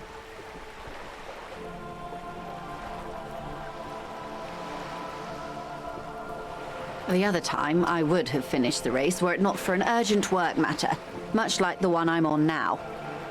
Actually, you don't. The Wayfarer Act specifically denies the RCM the authority to demand anyone's operator license. It's a little-known fact among the law officials. The Wayfarer Act is one of the few pieces of legislation governing human interaction in the Revachol. It's one of the foundational laws in Revachol, designed to limit the authority of local. It's a law that keeps Revachol what it is, in limbo.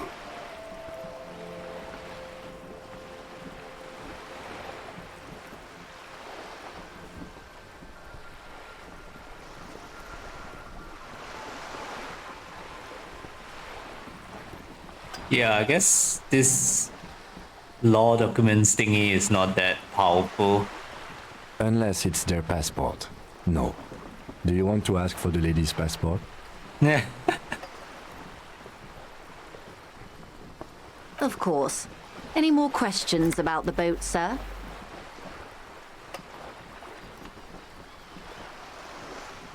Go in for the kill, eh?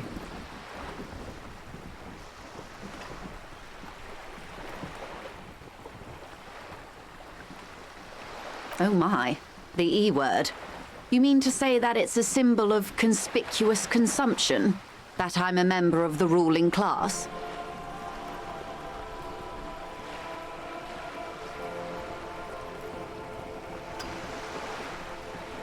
Detective, may I remind you that Mrs. Messier is a professional negotiator? Then what does that say? Does it say docking reserved for residents of Rue de Saint-Ghislain, 33A? 33A? This old proletarian haunt here? As I said, plenty of people drive boats, of all social strata. Your synapses flesh.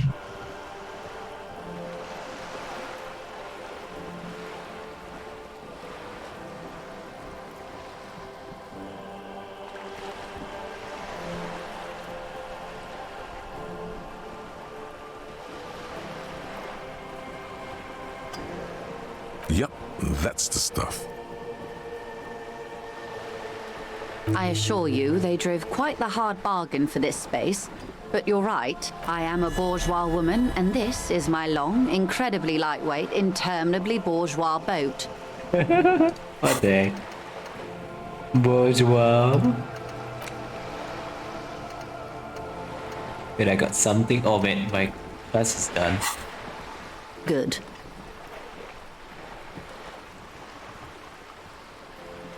What we do.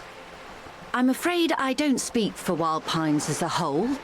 It's a giant undertaking. There was a touch of discomfort there. She wants to merely represent. The Pines' core competency is logistics. Container shipping, freight, that sort of thing. See those airships there, blinking? Those are the shipping side of things, and that is the terminal. Another subdivision deals with energy, oil and gas exploration, offshore platforms. The Wild Pines Group is one of the original Revacholian Indo-tribes. Companies awarded royal monopolies by the king, the suzerain himself, centuries ago. The king is long gone, but several of the Indo-tribes remain.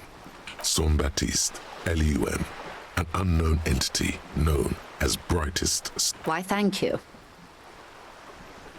I'm not at liberty to discuss the company balance sheet, but I can tell you that last year, the company booked more than 20 billion real in revenue.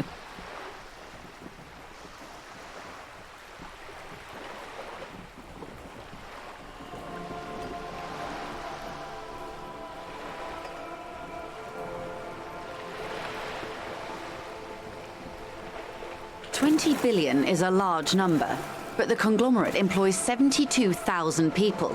They all need to be paid. Then there are capital improvements, interest payments.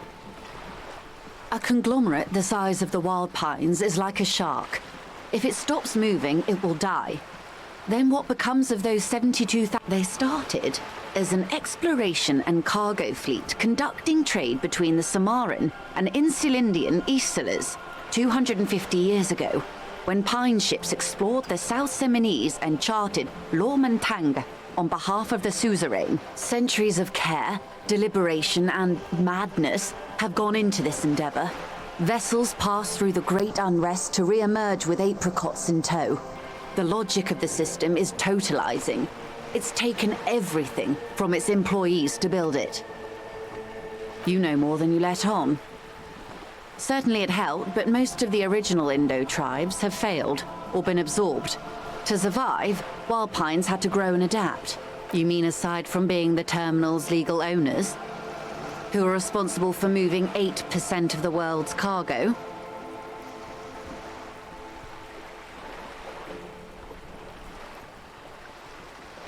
There are no minor cogs in the system.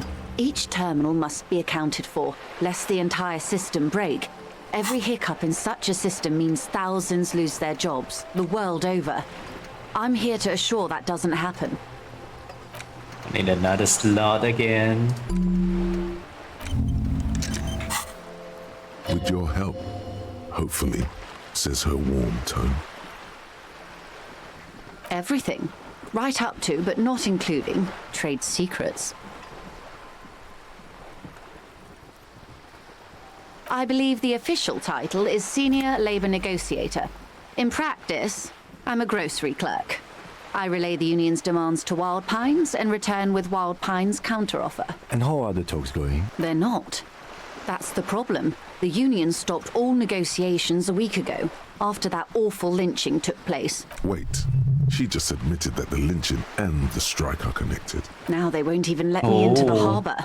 There's a 2-meter-20 racist behemoth blocking the gates.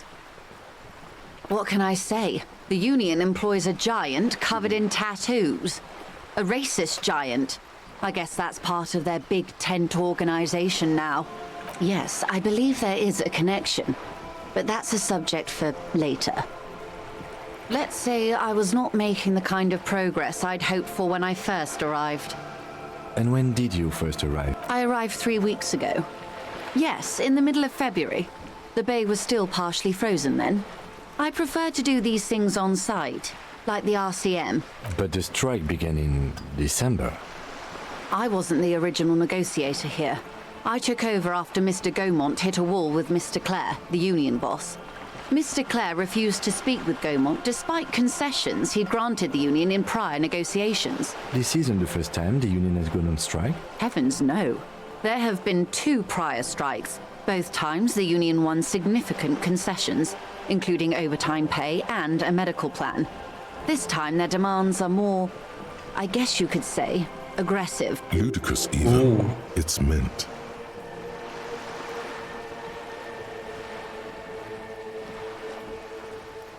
The scabs? You mean the huddled masses of Jamrock come to plead for work where the union refuses to? Don't let her answer it herself.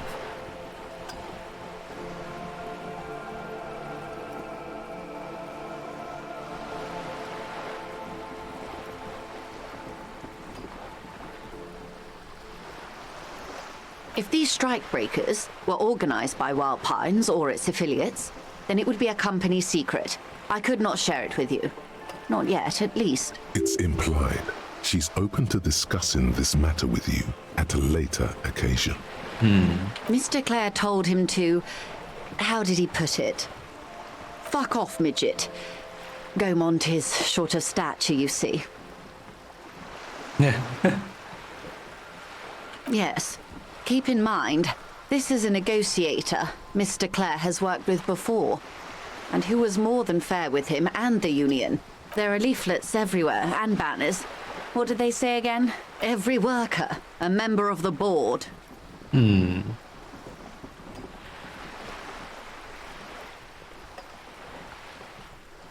In its defense, another said, demand democracy. Pretty tame stuff compared to every worker a member of the board. It's quite simple, you see. Every time the Wild Pines group makes a decision about what?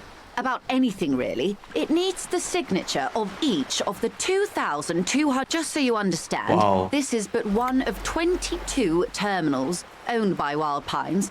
Essentially, not only are they kings of the company, they are also kings of the 72,000 employees of Wild Pines Group.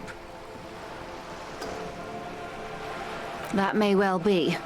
It's not up to me to decide who is king, but as negotiations go, it's not a swell start. I'm not sure. Naturally, I assume that was just their opening position, a hard-nosed tactic with a side of mockery. But there's been no follow-up, just the same nonsensical slogan repeated over and over again. And now, people are getting lynched, I hear. Behind the whirling in rags. A disastrous situation if there ever was one. Excuse me, from whom did you hear about this lynching? I first heard it from the boyer at the gates. The one whose very name advertises his aversion to work. Oh, that I think guy. he said it was, call me mañana. This checks out. Everard Clare is a man of the utmost integrity. If you can say one thing about him, it's that he always puts the interests of the workers first. Of course not. Everard is fantastically corrupt. I imagine he has a thick, viscous goo where you and I have blood. If you were to prick him with something sharp, you could see it oozing out. A knife, maybe? No, a rapier.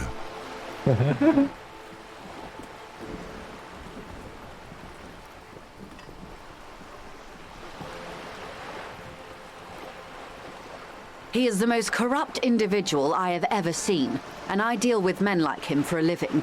If there is anyone more venal, more irredeemably nepotistic, then it's his twin brother, Edgar. Yes, Oh. Edgar looks exactly like his brother, except for that lazy eye.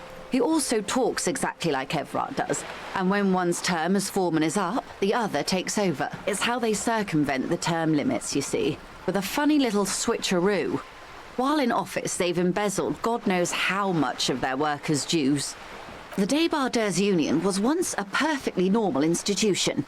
20 years ago, anyway. It must not have been easy to establish under the Emergency Act, but they did it. I can respect that. Organised labour at its best, as they say. Then something happened in the local chapter elections. The brothers Clare came and transformed it into a... how do you say? A mob. The Débardeurs are a crime syndicate. Sad as it may be, I suspect we'll be forced to cooperate with them. Refreshingly honest, officer. The company has tried appeasing in the past, but I'm afraid our concessions have only emboldened Everard and his brother. And your opinion, detective, if I may ask? I'm a curious and talkative person, you see. Would you say the Débardeurs Union is...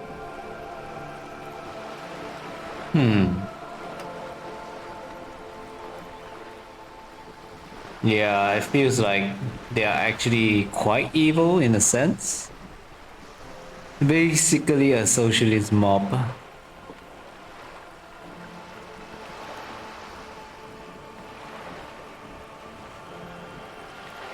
I want to remain neutral, I guess. Of course, officer. I'm glad you asked. There was a woman, the previous forewoman of the union. She disappeared. Disappeared? Yes. On the last day of the local chapter elections, her daughter phoned in and said she wasn't running anymore, or coming to work. Ever. End of story. This forewoman, her name? Sadly, the company records do not even give a name. She's just forewoman in private correspondence, Holly. I don't even know if it's a sir or given name, and I don't have access to the union's files. Indeed. The company suspects foul play, but there's nothing they could do. It was a union matter. The point of the presentation is, these kinds of things happen around the Clares. Watch out when you're dealing with him. Thank you for your concern, ma'am. We'll be just fine. Of course. How else can I help? Quite a few things, I'm afraid. The information I'm to share with you includes sensitive trade secrets. For the sake of my employer, I have to ask for your names and badge numbers. Of course, ma'am. We should have introduced ourselves. I am Lieutenant Kitsuragi from Precinct 50, and this is my colleague from Precinct 41. I'm afraid he doesn't have his badge at the moment. I hope mine will suffice. How curious. Why is that, Detective? I see. So, are you saying you lost your badge during the course of this episode? Oh dear. I suppose this does explain some of the more curious turns in our conversation. As I said, ma'am, his technique may be very unconventional, but he is an officer. Of course, I sympathize, but I'm afraid I simply can't share anything more until I've seen that badge. She's a professional negotiator. She should be open to some sort of mutually beneficial arrangement. Of course. But before we do, officers, let me be perfectly clear. The situation is extremely volatile. The sooner we can speak about this lynching business, the better for all of us. Of course, Detective. Oh, that was close.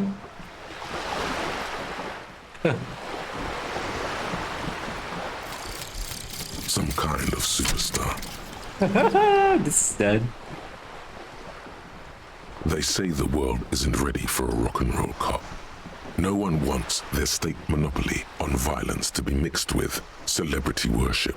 They claim to know it would be dangerous for detectives to rise to the ranks of demigods and have sexual encounters with barely legal cover girls. It would be insane, they say. To all this, you say, fuck off and die.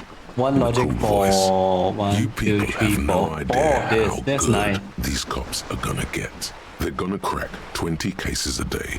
In the future, cops will be like astrophysicists, or prime ministers, or prophets. And you're the first one. Lonesome. Long Another way one. home. Here we go. Home awaits. Walk past Station 41 and through the market, past the Movie Street spearhead to the other side of the lake, the frozen eye at the center of the district. Then past the video rental store on the corner. There, at the end of a street lined with pine trees, a small house no larger than a matchbox, 11 Voyager Road. You no longer live there. Those times are gone. And so are those people. Why did you come here? Why are you still here? And where's the dealer? You have to get back to work. That's all you have now.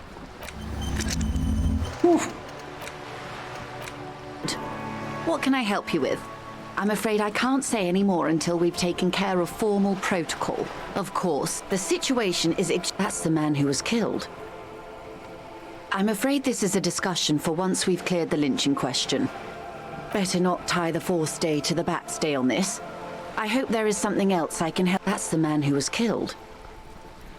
I'm afraid this is a discussion. Better not tie the forestay to the backstay on this. Dang. I hope there is something else I can help you with. Can we ask for money? Good. Is what you want to say. What is this? An athletic challenge? Scream it from the top of your lungs immediately. Show that asshole. Look at that lady. Take a gander. Squint your eyes, bub. Why, yes. Tucked away under that sturdy green raincoat, almost rustic in its simplicity, a silk shirt and matching scarf. A breeze carries with it the faint scent of juniper and oranges. What? While dull orange pearls hang from her earlobes, red from the cold. Her light green eyes scan you, full of knowledge. Now look at you. You misery-clad simian. Barely able to tie your own laces. Your armpit, you're poor. Poor as balls. You can't ask this person for money. You're too...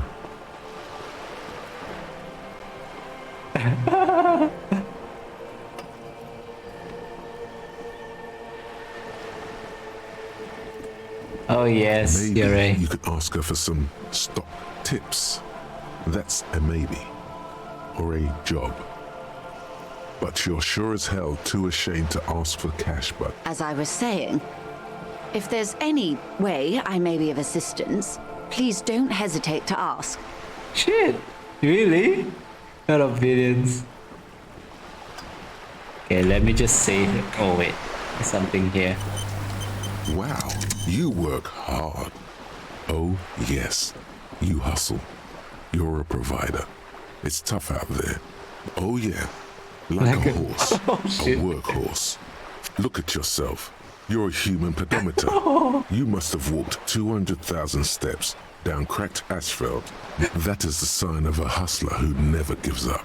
The world is harsh and people are evil. You didn't make it that way, and you won't let it break you. A little. You make money. You got gills, baby. Got those black papers with the faces. It ain't easy, but you do it.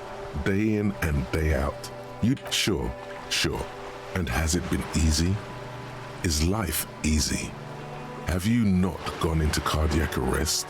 Are you rich? That's right. You work harder than anyone. You almost rode yourself to the grave and you're still practically a hobo. Why is that? The Gart man has set himself up one of those self-replicating money structures. You should learn from it. Don't play the victim. Think hustler. Because of the taxes, G-Man's got his jam-covered sticky fingers in your pocket, stealing from you every time you buy. Aren't taxes almost non-existent in the Gotham estate that is Revachol? You and I both, but they got those indirect modes of taxation. Sales tax, excise duty, extraction tax. This tax that doesn't even have a name. Plus, there's the stuff people in other countries pay for that makes them ask for more money from you here. 98% of all your money. What are you not sure about? They're milking your nipples till they bleed. Can't you see? Aren't you sick and tired of having bloody nipples? Go against the tax, right? Here you go, hustler. Fight the righteous fight. Free the people. Keep it real. Keep it street. Keep foaming at the mouth furiously. There are clothes inside. Don't be shy. These are premium class clothes. Save the economy. That sounds off. Haven't you heard, officer? We've got to be economically conscious. Recycle your cash, keep it in circulation. Don't buy new things. Buy very cool. You find your hands deep in tattered and faded garment. The box smells like cat piss. Economical, but also trendy. Look first hand, buy second hand. Keep the economy moving. Let's go. Something cold grazes your hand. Synthetic and sleek. A windbreaker. Surf, it says, but also wind, summer, 100% waterproof, and sport. All in different types. This jacket is the apex of human evolution. The moment at which man became weatherproof, practical, and yet it may deaden your senses to the world around you. Possibly because of the awful typeface. Good choice, officer. Mega sporty. And it's only $4.50 for you, sir. Composure. Oh, that's good. You keep coming back. That's good, officer. You see two lowly, defeated speakers, thralls. I can see you've a taste for luxury, officer. Can't keep your eyes off those sneakers? A pair of Faun Ultras. The design is impossibly sleek and dedicated, victorious, sporty. These Faun sneakers are a must-have for a track and field. Those sneakers, mister. Those sneakers are the latest Faun sneakers. Super air, super fine, super cool. Only? That's madness. That is so expensive. Yeah, it's really good though. These once respectable speakers have been conquered, reduced to a mere prop by the indomitable Found a small heat emboss on the veneer reads, Solidarity Aid from the People's Republic. No, don't look at the speakers, officer. Look at the sneakers. The sneakers are the stars here. These, officer? These speakers are Samaran. Samaran trash. That sounds like they're from the Samaran People's Republic, produced under the No way, officer. These aren't for sale. They're bad speakers. Low-fi socialist junk. Well, but see, they are the pedestal for my sneakers. If I let go of the speakers, where will the sneakers go? If, on the other hand, you wanted to buy the sneakers too, I could maybe throw in the speakers for little extra. 50 cents? Okay.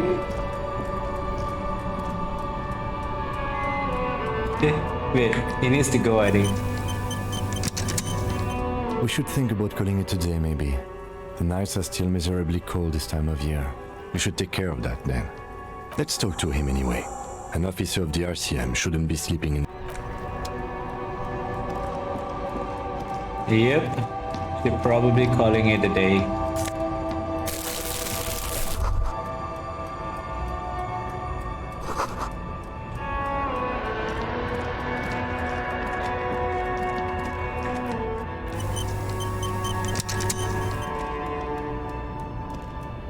There's a pile of cheap sunglasses in. You like sunglasses, officer? These are all boring. Boring third-rate ho-hum sunglasses made of cheap Syrahese plastic. Those UV stickers are almost certainly just there for the show. If anything, these lenses probably direct more UV light. These are all first-rate sunglasses. Premium design, superb material, very cool. UV resistant. These will definitely keep your eyes safe. Conceptualization is too low. Can I help you?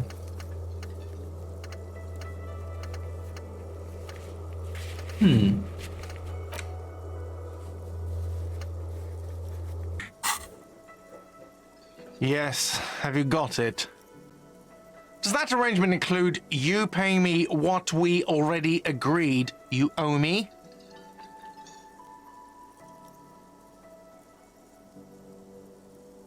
I understand your predicament as the manager. However, I feel I must remind you that we are here to conduct an important investigation that also affects your business. Forgive me for saying this, but your colleague seems more committed to drinking. I mean no offense. It's really nothing personal. I just have to protect the interests of this establishment. Good luck trying to use it. Draconian measures. All the locks have an electronic component. They have to be unlocked down here with a master key before your guest key will open the lock. Not until you bring me the money. Okay, I might have something in my motor carriage we can use when you're done here. Oh, Lieutenant, we're done here. Really? Inside, you see a set of steering levers, a radio microphone. I have something here we could sell. Look in the back, in the suspect transport enclosure. Transport enclosure? Regular. The cage at the back of the motor carriage looks rather uncomfortable. 4 shiny hubcaps are stacked. I confiscated these 4 a little while back. We can take them to the pawn shop down by the Martinez Canal. Ooh. There are spinner hubcaps, frivolous things you put on your wheels. When the wheels come to a stop, the caps keep on spinning.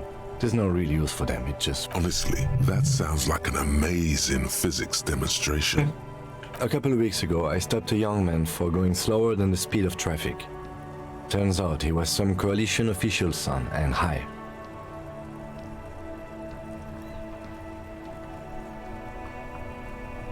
That they are.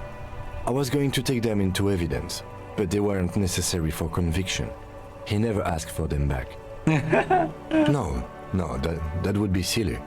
I don't know why I kept them. It doesn't matter. I couldn't put them on this MC anyway. A cop with spinners. That would be outrageous. Exactly. Don't make your unpaid hostel bill a moral boon, officer. Shut down. I've nothing to add. Oops. Yes, there's one 100 meters south of here. I think it's called... Items that can be pawned at Bird's Nest Roy's appear in your inventory under the Items tab. You can pawn these items when talking to Roy. The lieutenant nods as you take the spin, as you tap on the gate. No, that's enough fun with the foldable headlamp. Ouch. A bit more morale damage.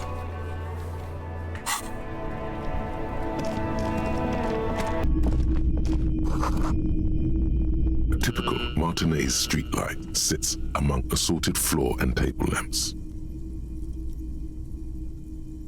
The light pole has been carefully cut, and the wiring has been redone. Yes, officer. His manner is casual, but his speech is careful. It was brought to me to be altered. We are not here to investigate the theft of city prop. You have to admit it's rather clever what he's done with it.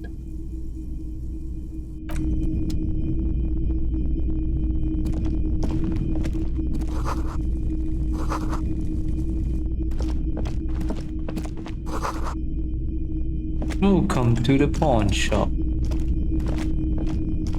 Wow, a very large red t-shirt with an impressive... Oh yeah, the print depicts a muscled man striding toward you, a giant sword in each hand, encircled by burning embers. Behind him is a cluster of cabins engulfed in flames. Beneath him are the words, Hjelmdal burning. The antlers on the hood of the man's cloak and his piercing blue eyes are familiar. Smells like worn cotton. And a little old sweat there. Worn cotton with a side of flea market or trash bin. Sniffing is okay. But please don't try anything on. Can't have you leaving your... It's the man from Hen... Walking away from his burning village. Yes.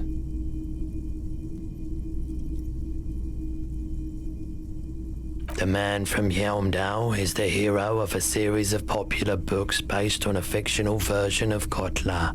In fact, most people don't think that man from Hjelmdal ever really existed. Hjelmdal isn't a real place. Neither is the man a real man, of course. But both the man and Hjelmdal are an ontological necessity. Wow. What? I mean, even if the man from Hjelmdal didn't exist before the adventure novels. Okay. You sound skeptical. It's not that complicated. Besides, I've been to Kotla, though not quite as far north as the Hjelmdal. Northern Lights. I watched northern lights travel across the sky. Stop talking about this nerd stuff. It will make you weedy. Buy the damn shirt. 2 real. That's dirt cheap. But why?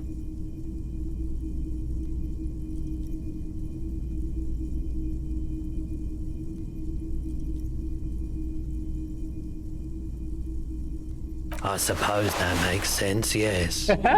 Please go ahead and take it. Welcome to Hjelmdal. Oh yeah, got myself for free. The boomboxes on the shelf look well loved, and one especially catches your eye. Deep gold and amber plastic. Just make sure it works before you buy it. Boombox.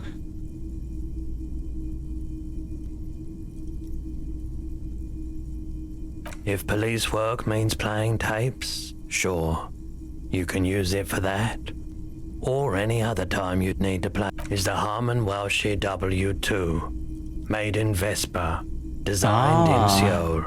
Plays all reel-to-reel formats. 2mm, 8mm, 12mm. It's even got a little radio in there. It'll... Absolutely. I've tested... Here we go, where we need to use our You see rows cassette. of toy soldiers guarding the rest of the trinkets displayed on the table. Some on horseback, others in rags. Big men on big horses clad in lamella armor. And Franco-Nigerian knights. I used to be very serious about these guys. A long, long time ago. They're not all blue. These figurines also wear gold coats and caps. complemented by orange trousers. This is what the loyalists looked like, yes, at first. Then they wised up and got camouflage. Which ones? Ah, royalist soldiers from the time of the revolution. This set of soldiers isn't meant to look impressive. A few have rifles, but most of them carry pistols. You're probably talking about the revolutionaries, yes? Revolutionary Yes, they are soldiers. I think their poverty has been exaggerated for effect. When you place them next to the royalists, it doesn't seem like they could possibly win. Okay, I don't like either set too much, to be honest. Let's dug it up. You see rows of toy soldiers guarding. Why? What's this? A headless man riding a horse. A headless man wearing futuristic tracksuit trousers that say found. Oh, that's the headless phone rider. Who? The headless phone rider. It's an urban legend about a man who rides the streets of Revachol sporting a fawn tracksuit. 50 cents. Bargain priced. I'll throw in the tiny cap too. I think he's looking for it, or something. Did I mention that this figurine is supposed to be lucky? Always carry it with... Oh, nice. I haven't had any problems myself. Who are your customers? All kinds of people come through here. Locals, travelers, people looking for a deal, people looking for a keepsake. As you can see, I have a wide selection of goods for everyone to choose from.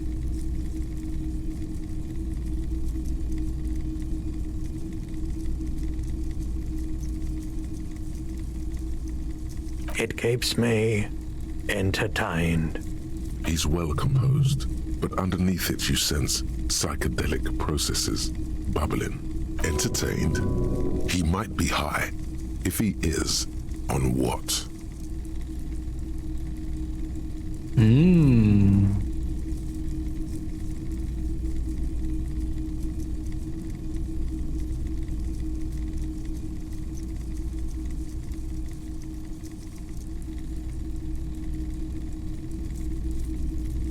Yes, we'd like to sell these hubcaps. Roy takes the hubcaps from the lieutenant and inspects them. Gone forever.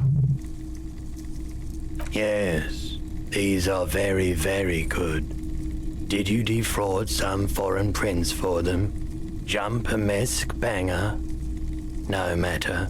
I'll give you 200 real. No one was defrauded or jumped, I assure you.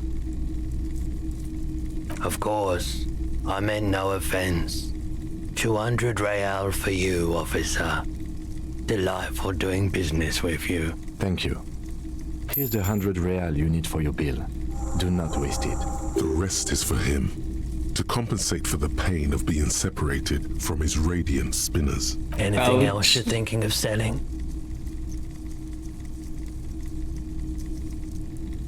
Oh, no. I don't like those kind of photic paths. Counter-radiance network. You have absolutely no idea what aphotic paths are, but the tattoos on the man are not. I'm not purchasing any more clothing at the moment. He's been by the shop a couple of... There was something awfully deliberate about that laziness.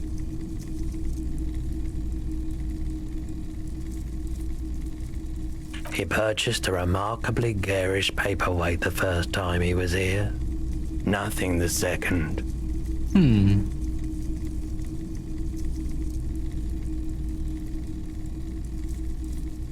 He tried. Wanted to come to some mutually beneficial agreement around my... So you don't know what kind of arrangements he was talking about? As I said, I refused to talk to him. That's why he came back a second time. That's also why he hasn't come back a third. They weren't the most pleasant interactions, but I bowed out at some point. I prefer to watch from afar while the bigwigs come and go. It was all very strange. That 4 woman was more pleasant than Evrard. More pleasant than Evrard? That's also why he hasn't come back a third. They weren't the most pleasant interactions, but I bowed out at some point. I prefer to watch from afar while the bigwigs come and go. It was all very strange. That 4 woman was more pleasant than Evrard. but He nods reluctantly. The pawnbroker's gaze is already fixed on the dancing colors. someone else came here earlier today asking the same question. I promptly sold her the gun you pawned a couple days back. Okay, we found a gun. What? The lieutenant shifts from one foot to another, alert.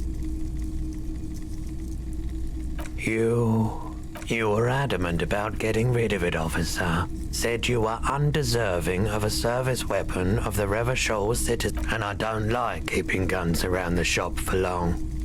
Off-the-charts photon emissions. She didn't seem like a policeman, although she kept referring to herself as a pig, which was odd. I found her interest in the gun a bit obsessive. Truth be told, she was terrifying. Right, so let me get this right. You sold your sidearm, issued by the citizens' militia, and now a civilian is running around the streets of Martinez with it?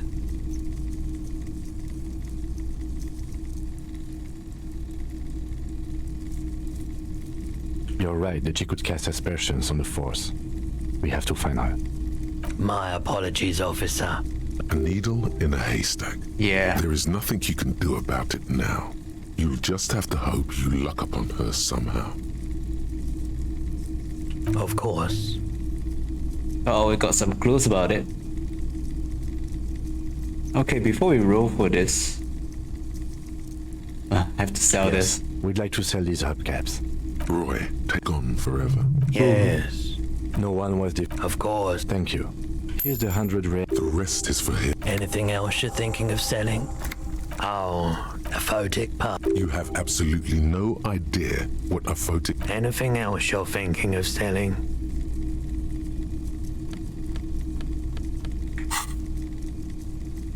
Another time, perhaps.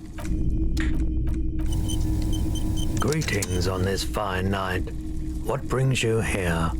The pawn shop is always open. Feeling warm and enthralled by the movement of light, while the mind continues to race a drug developed by the military to treat and prevent radiation sickness. It has psychedelic side effects, and it makes your eyes turn yellow. I try to keep the shop at a comfortable temperature.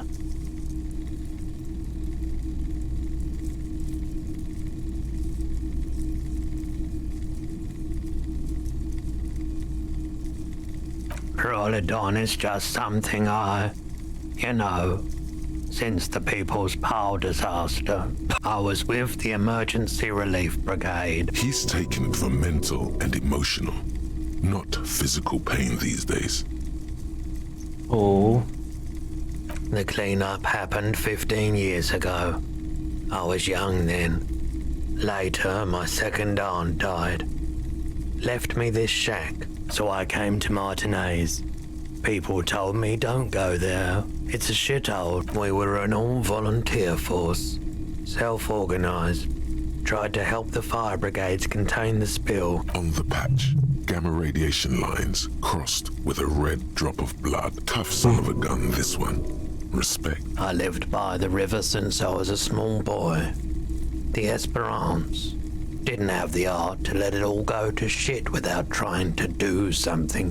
There wasn't much the volunteer force could do, however. There's a reason why everyone's tried to forget any of it ever happened, and why no one has tried to repair or replace the pile. So much disappointment, and no one's. A bunch of poor people built themselves a bad idea. Some poor leftist built a particle decay generator in hopes of bringing affordable electricity to underserved communities. The People's Pile was a Type U particle decay generator that failed seems immediately after entering dangerous. service, releasing radioactive waste. An emergency valve defect resulted in steam pressure blow. I like the theory more than the story. Outward movement, not vortices. Yeah. You gotta get in on those vortices, my man. Really? Have you tried it before? The lieutenant steps away, pretending to admire some of the knickknacks on display. Go ahead then, he thinks, As long as you can walk straight, I don't care. He won't be your narc, but he won't be thrilled about this either. If you say so, here you go, man. Yes, darling. That's the coalition government ordained Prologue. Straight into your gut. Should I take it now?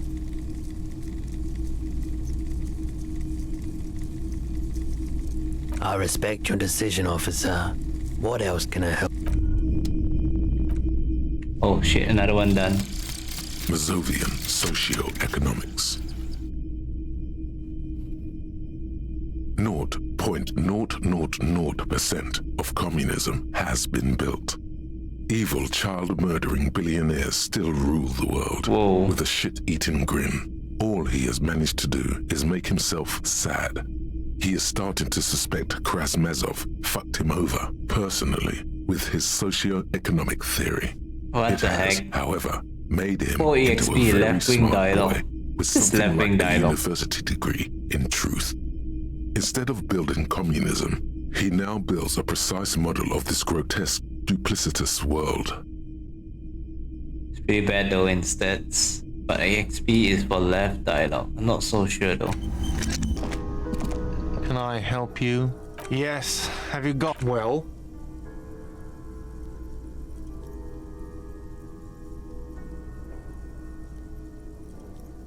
Damn, man.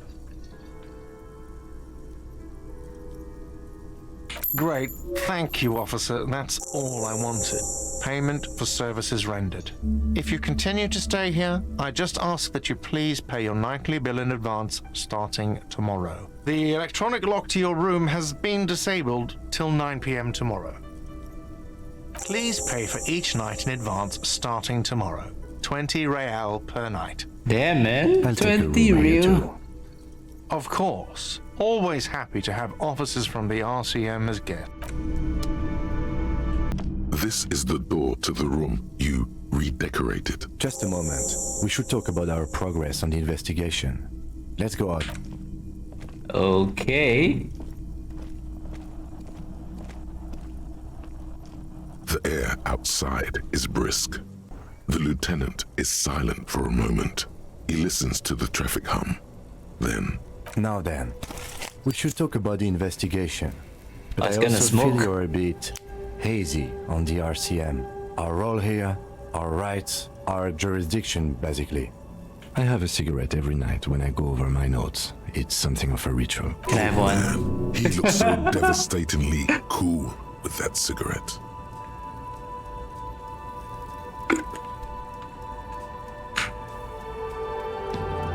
That is the only time I have actually gotten You're a cigarette. cool, detective. Again, I only have exactly one every night. Below, the city trembles with its remaining lights. People are rushing home, running away from home, smoking, sleeping, singing in the shower. Edges of dining tables, hands, aprons flicker through windows before the lights go out. You mean this? This isn't cool. It's an unnecessary trial of will. Yet, were he to quit, he would lose the cool factor. Yes, it's been a long and eventful day. We performed a cursory initial inspection of the victim's body, then you shot the body down, which was quite the shot.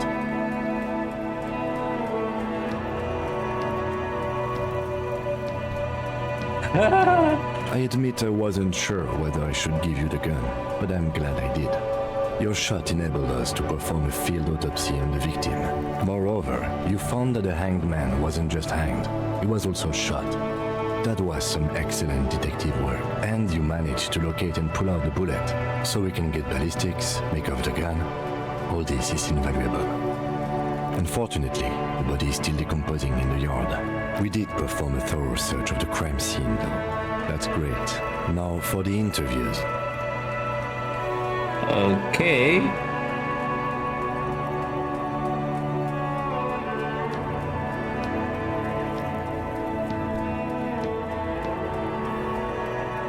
I'm glad we can agree on that. We weren't able to find the union leader, Evrard Claire, much less we talked to Joyce Messier, but didn't get any information from her. I have a feeling Joyce knows how dangerous the situation really is. We have to get her to talk to us. If Kim is emphasizing something this much, it really must be important. Yep. Above all, though, today was exhausting. What's with all the running? You run a lot. Is that a standard Precinct 41 practice? I have a really good theory about I'm strong, why you're right? running so fast, son. Just you wait until we get up tomorrow.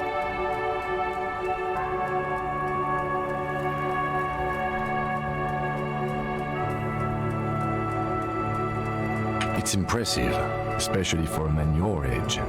And in those heels. Nice shoes, by the way. I like the green. Goes with the orange. Thank you for the compliment. We could manage it even in wooden clogs. There are uncanny running reservoirs in this body. God knows why. They're quite limited, actually. The power officers of the Revachol Citizens Militia exercise most frequently is imposing fines of up to 1,000 real for offenses, in accordance with an interdepartmental schedule. The RCM's primary role is to ensure safety. We are not really supposed to play any part in the economic structure of Revachol. Yes, although indirectly, as citizens can always request records from their local station. Officers of the RCM, we can arrest people, of course, but rather than bringing someone in directly, it's preferable to serve a station call slip. It prevents confusion and overcrowding. As you may have gathered from the fact that we are expected to carry a record of our kills, like the one in your watermarks, we are permitted to use whatever force is necessary, and strongly admonished not to abuse that power. We don't convict. We arrest and send them to coalition government courts in Courron and La Delta. The prosecution works off our testimonies and records. You have to supply compelling evidence for why it was necessary to use lethal force. In these cases, your partner is usually your witness. Not a good position to be in, by the way. Internal Affairs handles these cases thoroughly, by cross-examining you for inconsistencies. It is hard to cover for anyone. The coalition government, and the moral intern more broadly. The RCM was formed by the coalition government to restore order in the international zone after the revolution. So we did. Now we attempt to maintain that order. No more, no less. Or perhaps it is better to say we were allowed to form. It's a point of contention whether the citizens of Revachol or the coalition government founded the RCM. Be sentimental if you like. Either way, the moral intern leases us the right to keep the peace in this city, and they will take it away if we misuse it. Or if they think you do. The Moralists International are the world's largest political organization. You know who they are. They have been running this place after the revolution failed. Okay. They're a union of center-left and center-right parties across the Real Belt. Our coalition government is just one of its many projects. Interesting question. It's a blue forget-me-not. Their motto is love, compassion, self-discipline. Something even a little feminine, but in a strict manner. Something like the dark blue, serious color of the early night sky above. Okay. What do they believe in? They are Dolorians. They believe they continue the humanist project set forth by Her Innocence Dolores Day 4 centuries ago. Those others say they continue the humanist project set forth by Dolores Day. A historic figure? The author of the modern age? You will have to look elsewhere for opinions. For you, she is something painful, though it's hard to say why. The moral intern are a fact. I try not to have opinions on facts until they change. And it doesn't look like that's about to happen. Do you? Okay.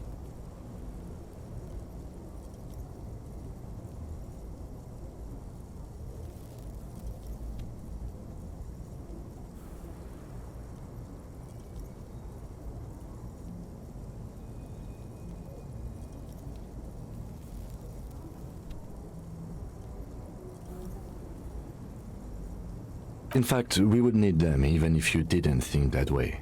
We are in what is called the twilight of international law. The laws we claim to enforce come from the MI. Without them, we are simply vigilantes. Then you will adore Martinez. For many of these people, the Union especially, vigilantes is precisely what we are. Personally, I don't enjoy it much. The lights of the orphan district are reflected in his glasses.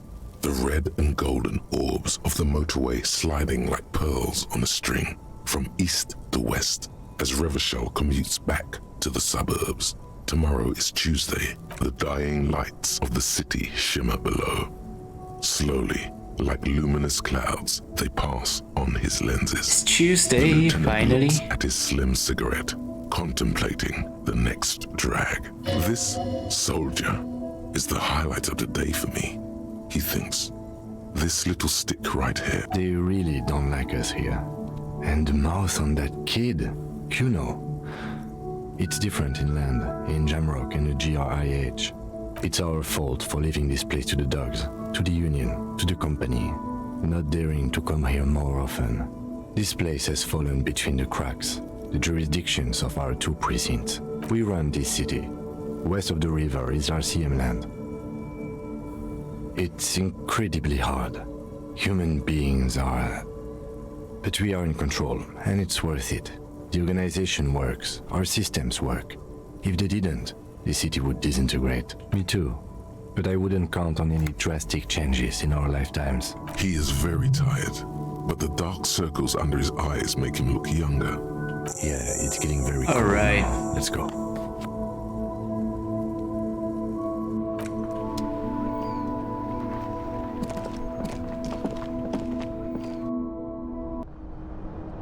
Okay, I need to quickly grab my...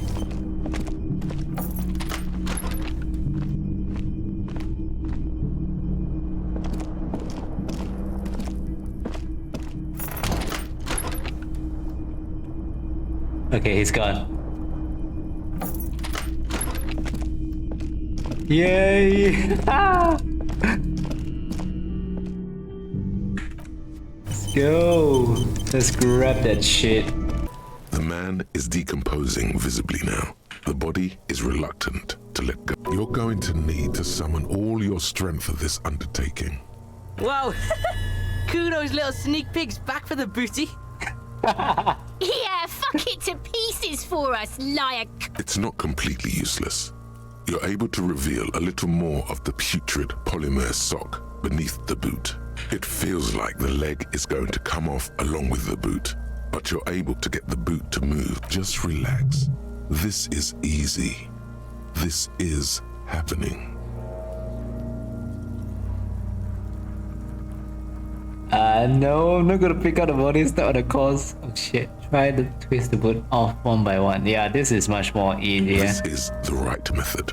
It takes some time, Turn it. Eventually, the boots come off, with nasty slices of polymer sock stuck to even bigger pieces of skin and rotting flesh. Look, he's skinning the fucker up good. Pulko style. Hell, keep at it, pig. The legs look like they've been clawed at by wild animals. As for the boots, you can't possibly do anything with them until you've cleaned and disinfected them thoroughly. Yes, these absolutely need to be washed before. The stink is incredible. Didn't the Whirling have a kitchen? Right? Indirect modes of taxation. Oh, this is done. Turns out, those Financial Oversight Committee gangsters stuffed millions of hard-earned dividends away in the last place anyone thought to look. The hearts and minds of everyday Revacholians. Oh, money. You need to spread that Ultra-liberal deregulation dialogue. gospel to the people. Tell them about that foreign fare tax. This is good. Preach that 98% gross burden. Preach it, preacher man. Set the brothers free. Taxes are racist. Probably left on the corpse because they were impossible to pull off while it was hanging. They're not exactly pleasant to look at right now, much less smell. Graceful whirls cover the boot's glossy surface. These will be gorgeous once you get them clean. Fairweather T500. V. Still, just pieces of sock and rotten cadaver. Okay, we got what we need. Let's roll. This industrial gas-powered stove has been used to prepare food for many hungry hostel guests. There are several pots and pans on hand. Okay. Getting the corpse residue out of these boots is going to require patience, and also a huge pot full of boiling water, soap, and white vinegar. Oh, nice. A commercial pot draws your attention. It's very large, gigantic even. It could be used to make enough stew to feed an entire city, and also to boil a putrid pair of death boots. That's pretty obvious what we need to do. There is a variety of soaps and bleaches in the cabinet to the left of the stove. There is also a bottle of white vinegar in the cabinet next to the fridge. This is going to take the hard stuff too. Use as much as you can. What? I remember using the white vinegar. The delicious smells of cheap soap and vinegar waft up from the pot. All right now, chef. Light up the stove and boil them. The strong smell of vinegar forces you to step away from the pot. The water slowly comes to a boil. Strips of polymer fabric and human tissue separate from the lining of the boots. They float to the bubbling surface. Okay. The boots look cleaner and cleaner. Those bits of human flesh are beginning to look cooked. You can smell it too, just like beef stew. You should taste some. Rotten human meat ceramic boot soup. Nope, you really shouldn't. Oh my god, no way. Yeah, maybe that's a good habit not to include in your roster. Anyways, the boots are coming along nicely. That's it, chef. The boots are as clean as they're going to get. Steam, dense with the smell of strange meat, disappears into the vent above the stove. Yay. A pair of real beauties. The boots are shiny, hot, and reek of vinegar. Just perfect. Master Chef out. Hey! How do you like that, man? Physical instrument. Conceptualization. Yeah, I'm just gonna keep it as it is for now.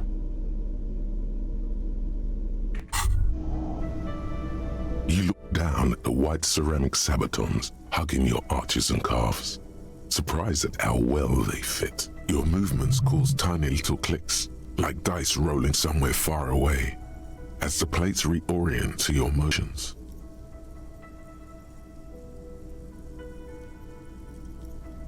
Future armor like it ought to be. The hardened vitreous enamel, at once sleek and light, adds a glow to your cheeks and a spring to your step. Just imagine what a full suit of this stuff could do for you. You really do feel more confident. Invulnerability does that. Even partial invulnerability.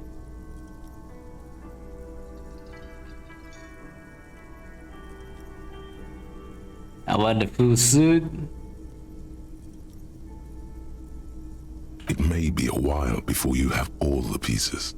In the meantime, you should analyze the armor. Oh. Remember, this is a highly specialized kinetic redistributor meant to stop bullets. Wear it for the day you have to fight someone covered in the same material. Right. Okay, we got some hard move.